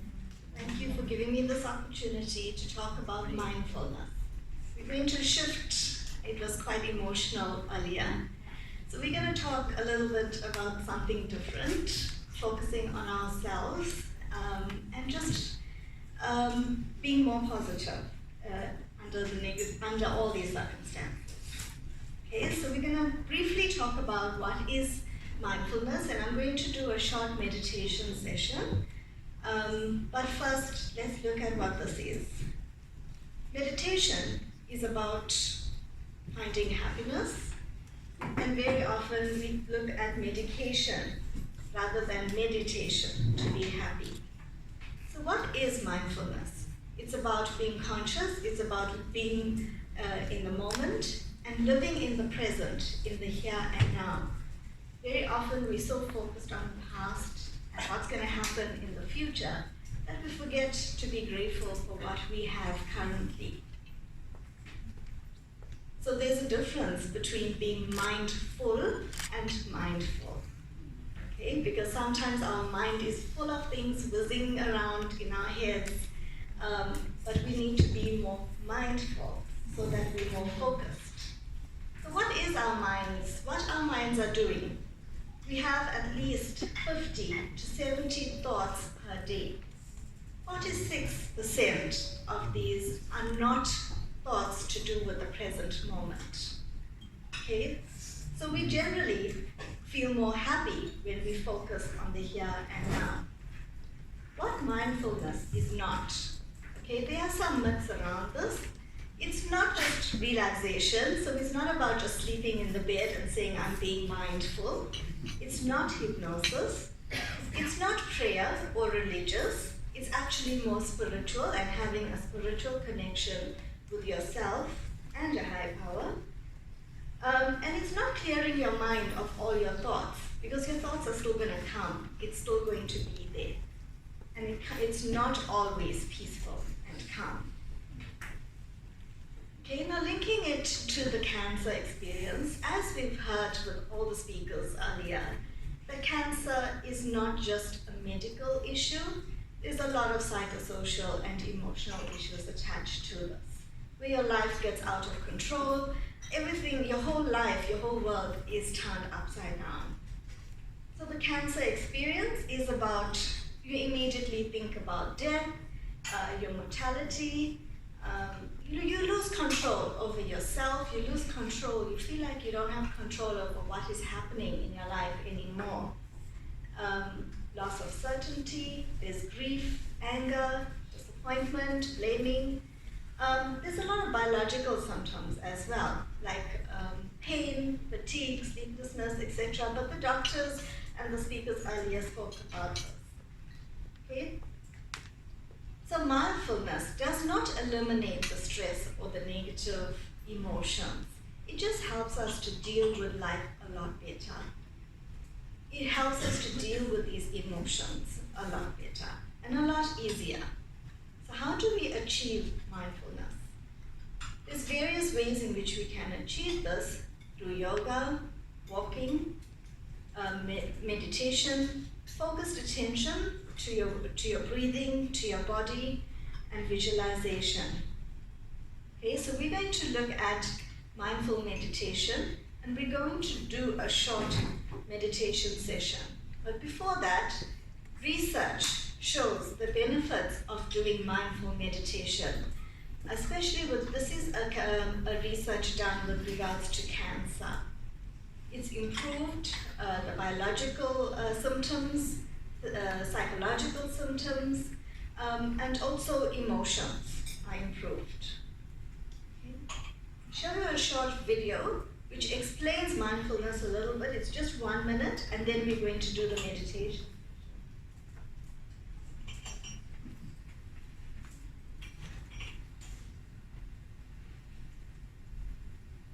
Training the mind is often quite different than how people imagine it to be. Maybe they have an idea it's about stopping thoughts or eliminating feelings, but the reality is a bit different.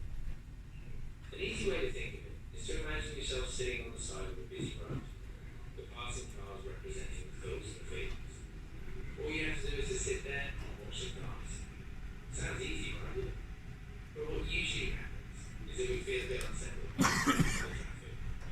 So we run out into the road and try and stop the cars. Or maybe even chase after a few, forgetting that the idea was to just sit here. And of course all of this running around only adds to the feeling of restlessness in the mind. So training the mind is about changing our relationship with the passing thoughts and feelings. Learning how to view them with a little more perspective. And when we do this, we naturally find a place of calm. But we sometimes forget the idea of the exercise and become distracted. Of course we will. But as soon as we remember, here we are, back on the side of the road again, just watching the traffic go by, perfectly at ease in both body and mind. Training the mind is often quite different than how people imagine it to be. Maybe they have an idea it's about stopping thoughts or eliminating.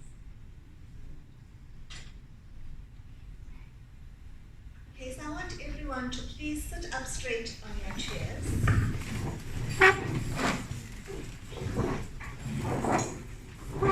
Let's put down any pens, anything that we have, paper, and let's just focus on our breathing and relaxing.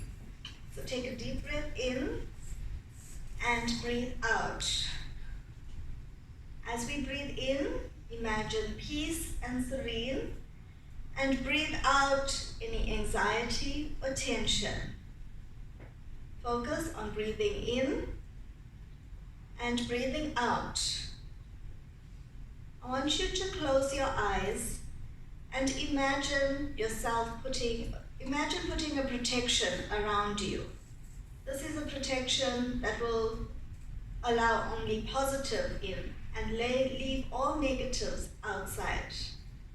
So breathe in and breathe out. As we breathe in, just think peace and calm and serene. And as we exhale, let's exhale any negativity or anxiety we may have.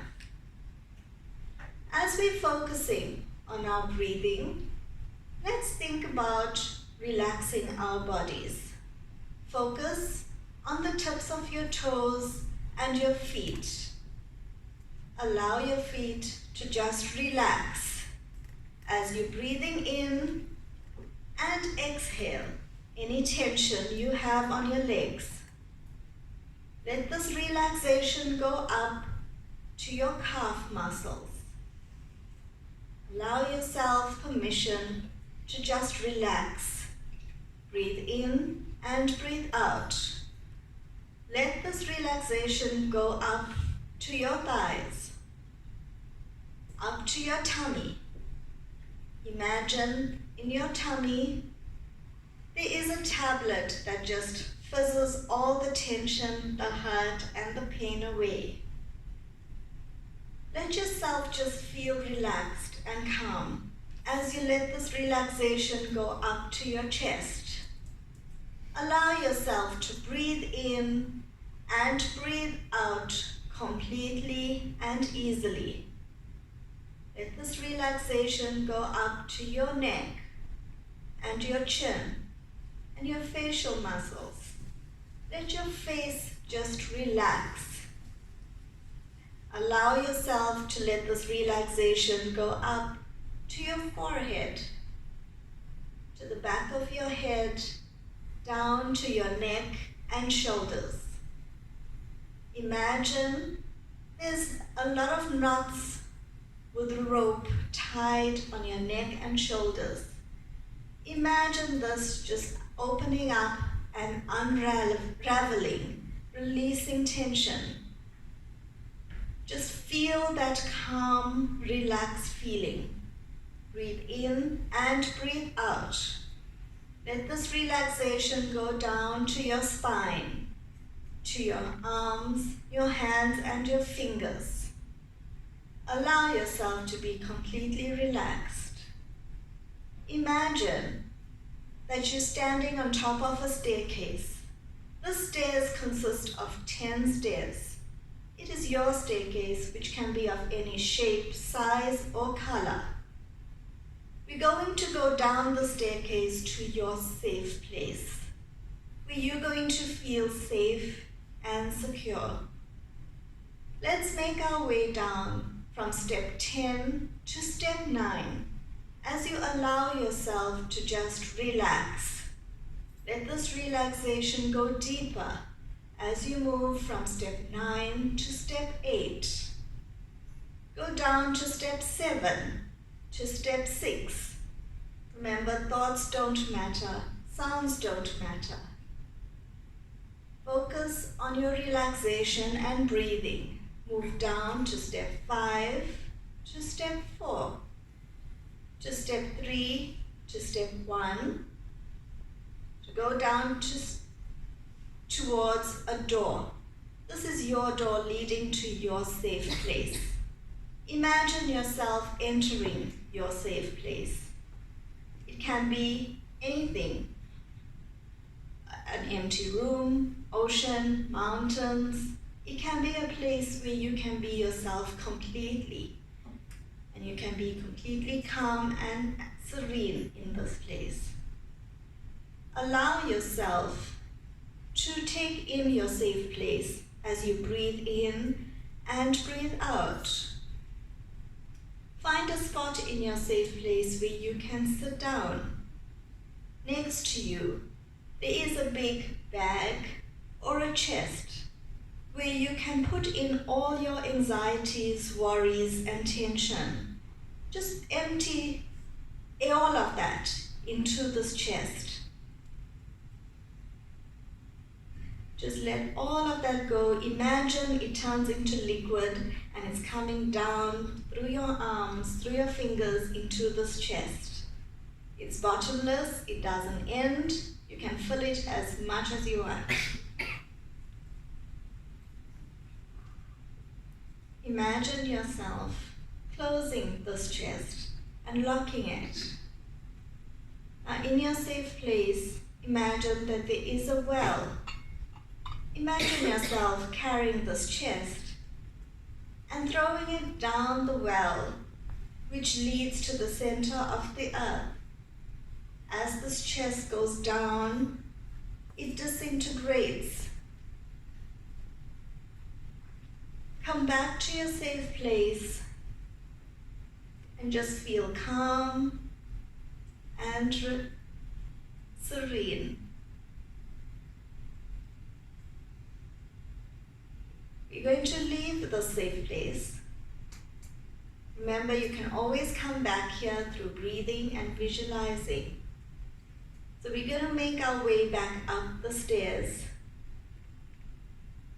Let's go back up from step 1 to step 2, to step 3, to step 4, to step 5, 6, go up to step 7, step 8, step 9, and step 10. Bring your awareness back to the room. When I count to 5, you can open your eyes. 1, 2, 3, 4, 5. Wiggle your fingers. Move your feet. Just see that the person next to you is awake. Thank you.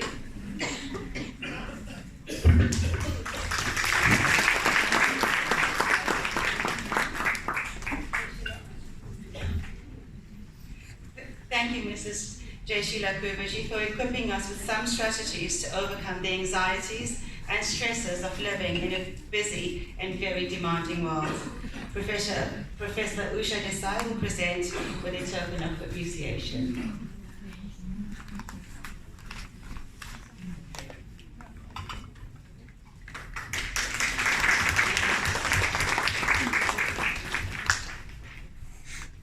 I invite Dr. Sarala Ramklas, Arya Samaj Women's Forum chairperson, to please come to the stage.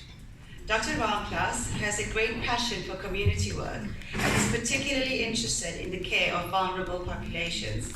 Sarala has been a university academic for 24 years and is currently a senior lecturer in the School of Clinical Medicine at UKZN, involved in teaching and coordinating the research activities of postgraduate medical students. In addition, she serves as the academic leader for teaching and learning at the school. Ladies and gentlemen, Dr. Ramklas will deliver a talk on resilience.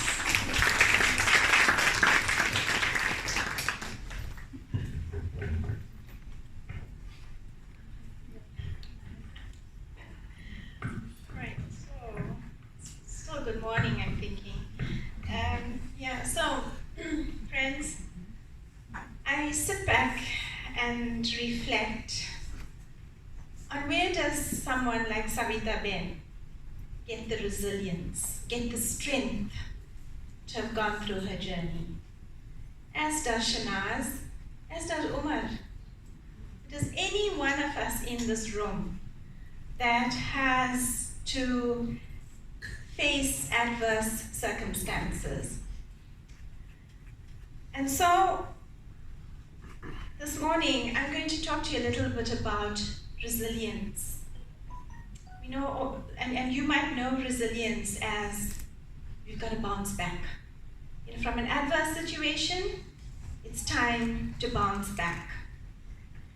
So resilience is defined as the positive characteristics that enable individuals to thrive in the face of adversity. You heard Savita Ben this morning. You heard Umar, right? And examples of these characteristics include hope, having hope, being motivated, being optimistic that there's going to be a cure, there's a chance, I'm going to survive. Social support, did you hear it? Did you hear it from Shanaz? How she's rallying behind her grandson, how 25 other men decided to shave their hair when her grandson did. That's the social support. And all of our guest speakers, including Aggie, spoke about the strength of spirituality. So those are the examples that we talk about in terms of characteristics related to resilience. Now, each phase in cancer affects a patient's life. And most of the literature tends to focus on the negative consequences of cancer without foregrounding the positive patient strengths that enables the patient to thrive. So the phases of cancer represents potentially traumatic events. So it begins at the time of screening. So if you listen to Dr. Atisha Maraj and Dr. Pramod Reddy this morning, they talked a lot about screening.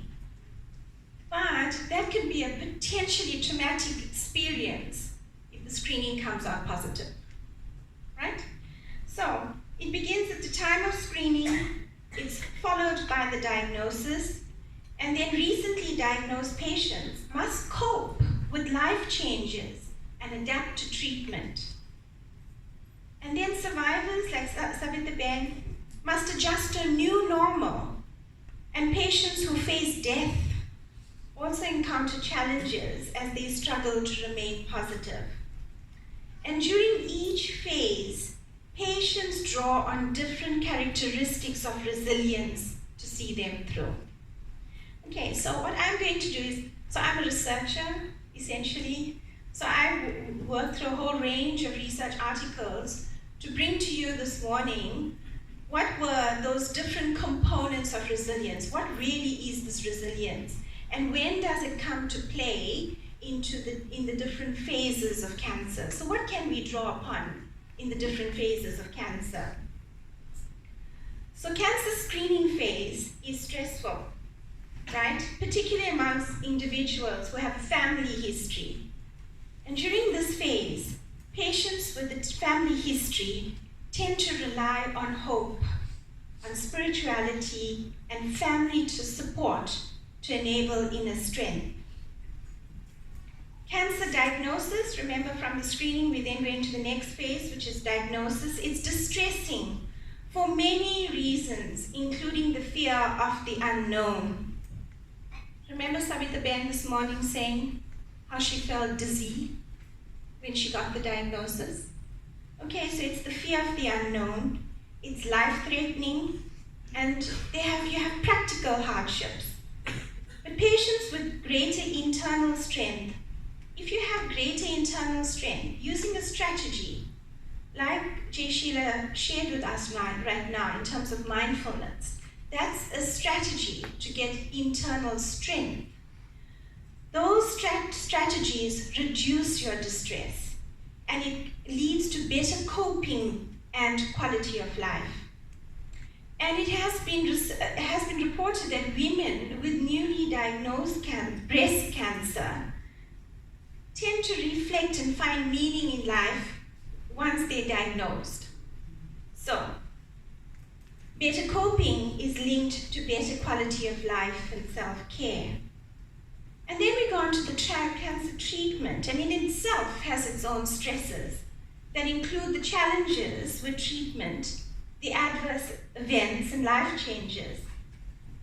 But being optimistic and having satisfaction with the medical experience tend to reduce distress. So a word for the doctors in the house. Survivorship.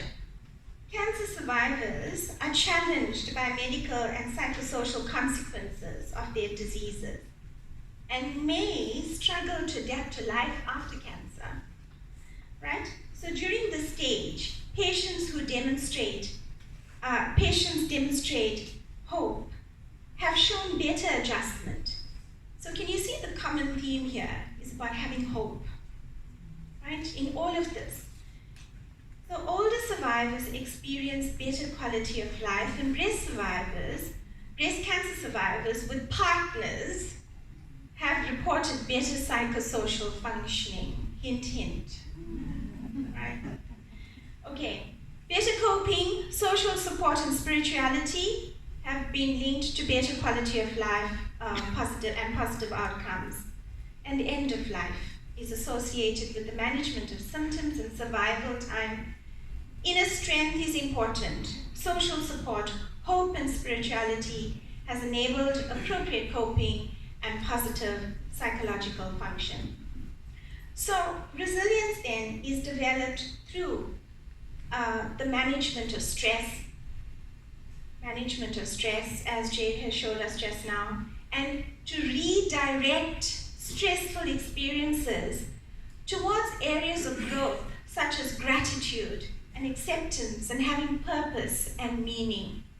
So remember Jay said to us just now, take all of your negative thoughts and redirect them into a chest. Huh? That's what it's all about. It's redirecting the negative experiences. And mechanisms to foster resilience include the coping and social support. All of the studies have emphasized the importance of social support, and I think we know that all too well about the positive outcomes of having a good social structure around a cancer patient. Right, but due to advances in early detection, treatment, and supportive care, the number of individuals diagnosed with and surviving long-term with a history of cancer will continue to grow in the future. So we're going to have more people living with the cancer diagnosis. But being disease-free does not mean being free of the disease. Got that? Right? So, cancer has the capacity to touch all aspects of an individual's health: the physical, the functional, the psychological, the cognitive, the social, the economic, and the spiritual. And we need to ensure that these patients have a comprehensive system of support to enhance their quality of life. And what can we do? Maybe we can begin by changing how we talk about cancer. Because of its complexity, we tend to use metaphors to describe the cancer experience. We often hear people speak about cancer as though they engaged in a war. How often have you heard the phrase, "He's fighting a valiant battle with cancer," right?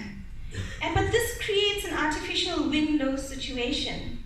The other is using the sports metaphor, win-lose, where the patient and the illness are playing in opposing teams. When cancer is viewed as the enemy, it can only lead to poor coping and higher levels of depression rather than having positive outcomes. So as a result, that's the battle, right? When we're talking about waging a war with cancer, that's what it looks like. But as a result, some organizations have turned towards more neutral terminology. Instead of fighting cancer, people are now saying they are undergoing treatment for cancer. Instead of saying cancer-free is preferred to cancer survivor. Can you hear the positives, right?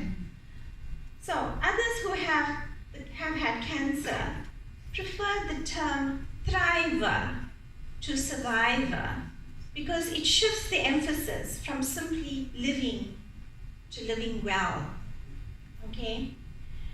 So instead of seeing it as a battle, they embrace cancer as a journey. The journey metaphor encompasses possibility for exploration, struggle, hope, discovery, and change. It encompasses the idea of companions and of people with earlier diagnosis acting as guides, and we heard it all this morning. It also makes room for the idea that diseases can come with some positives. So cancer is also seen as running a marathon rather than a sprint. Because if you watch marathoners, they're slower and very deliberate. So, ladies and gentlemen, I tried to just sum up for you all of the different components of resilience and to actually then, which allowed us then to reflect on how we can hear the positive outcomes and the stories of positive that we heard this morning.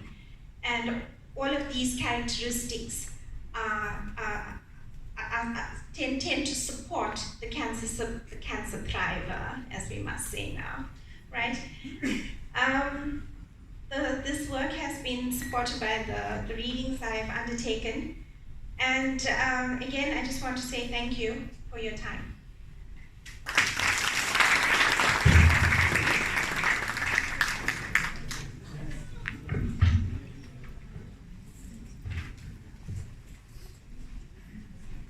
Thank you, Dr. Ramdas.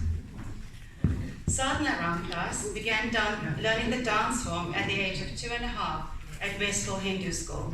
She formalized her study of dance at the Nadeshwar Dance Academy and the Kumari Ambige Dance Institute.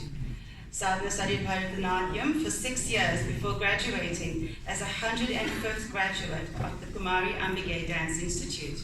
She completed her teacher's training under her guru, and in July 2017 opened her own dance school, the Nritya Sadhana Dance Academy. Sadhana is a third-year civil engineering student at the University of KwaZulu-Natal. It gives me great pleasure to call upon Natyamani Sadhana Ramdas to the stage. To lighten the mood and celebrate hope, she will perform to an energetic mix of recent Punjabi songs.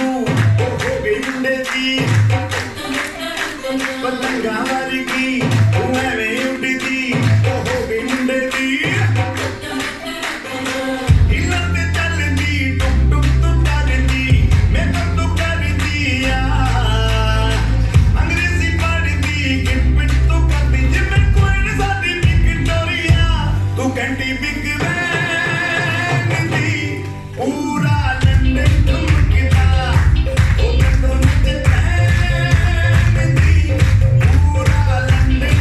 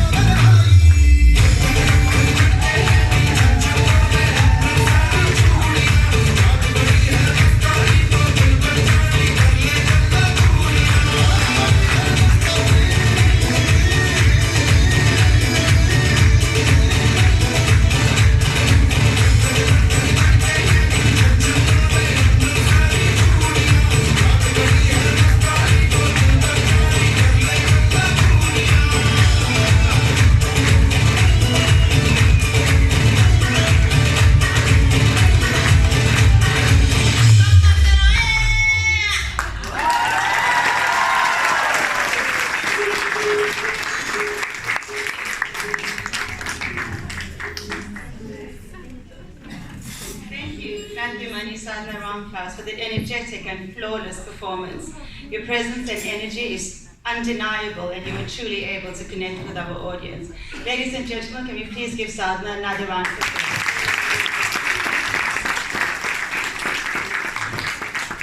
May I call on Pandit Shadharani Philip to present her with the token of appreciation.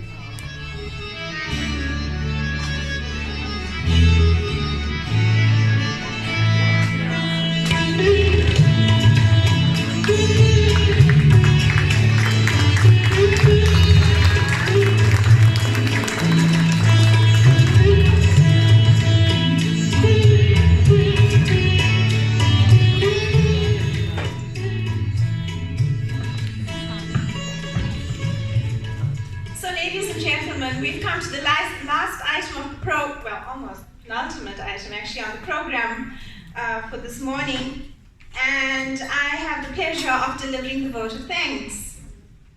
So, thank you to all the presenters, the welcome and registration teams. Do you want to stand up and say who you are?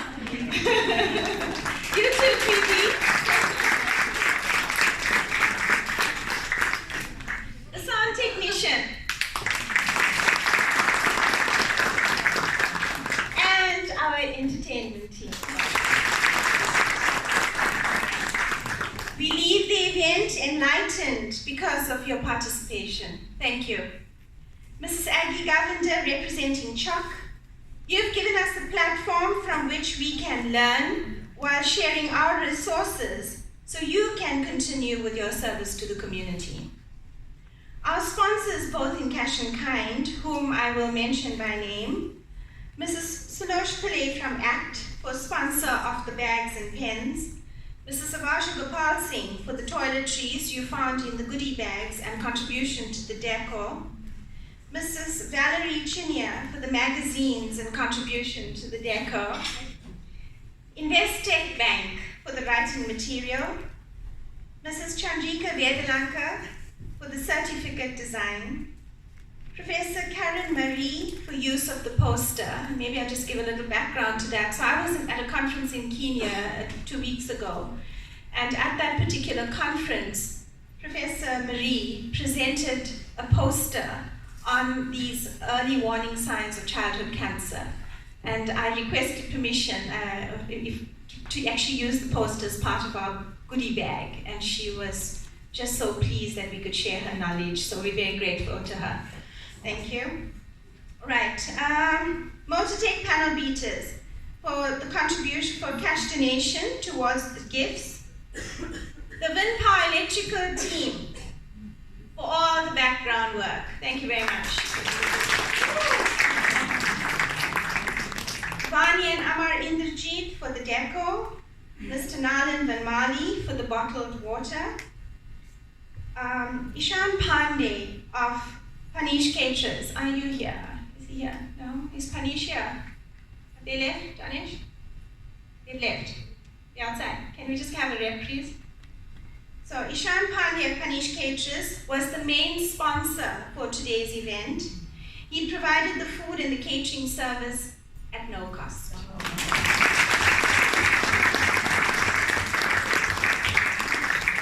So I want to acknowledge that by presenting Mr. Pandey with the certificate from the Arya Samaj Women's Forum. I don't think he's here. Anyway, let's move on.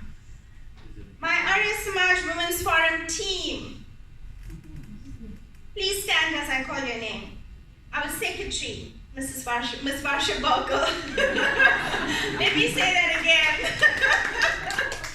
Our secretary, Miss Varsha Bogle. Our deputy chairperson, Professor Usha Desai. Pandita Shankar Philip, our PRO. In absentia, Ms. Sunitha Basant, our project coordinator, and Mrs. Rita Vedananka, our treasurer, and Ms. Shilly Bogle. Give them all a huge round of applause. None of this would have been possible without your efforts. And to you, our guests, I thank you for supporting this event and in turn helping CHOC continue with the wonderful work it is doing. Until we meet again at the next Arya Samaj Women's Forum event, goodbye and God bless.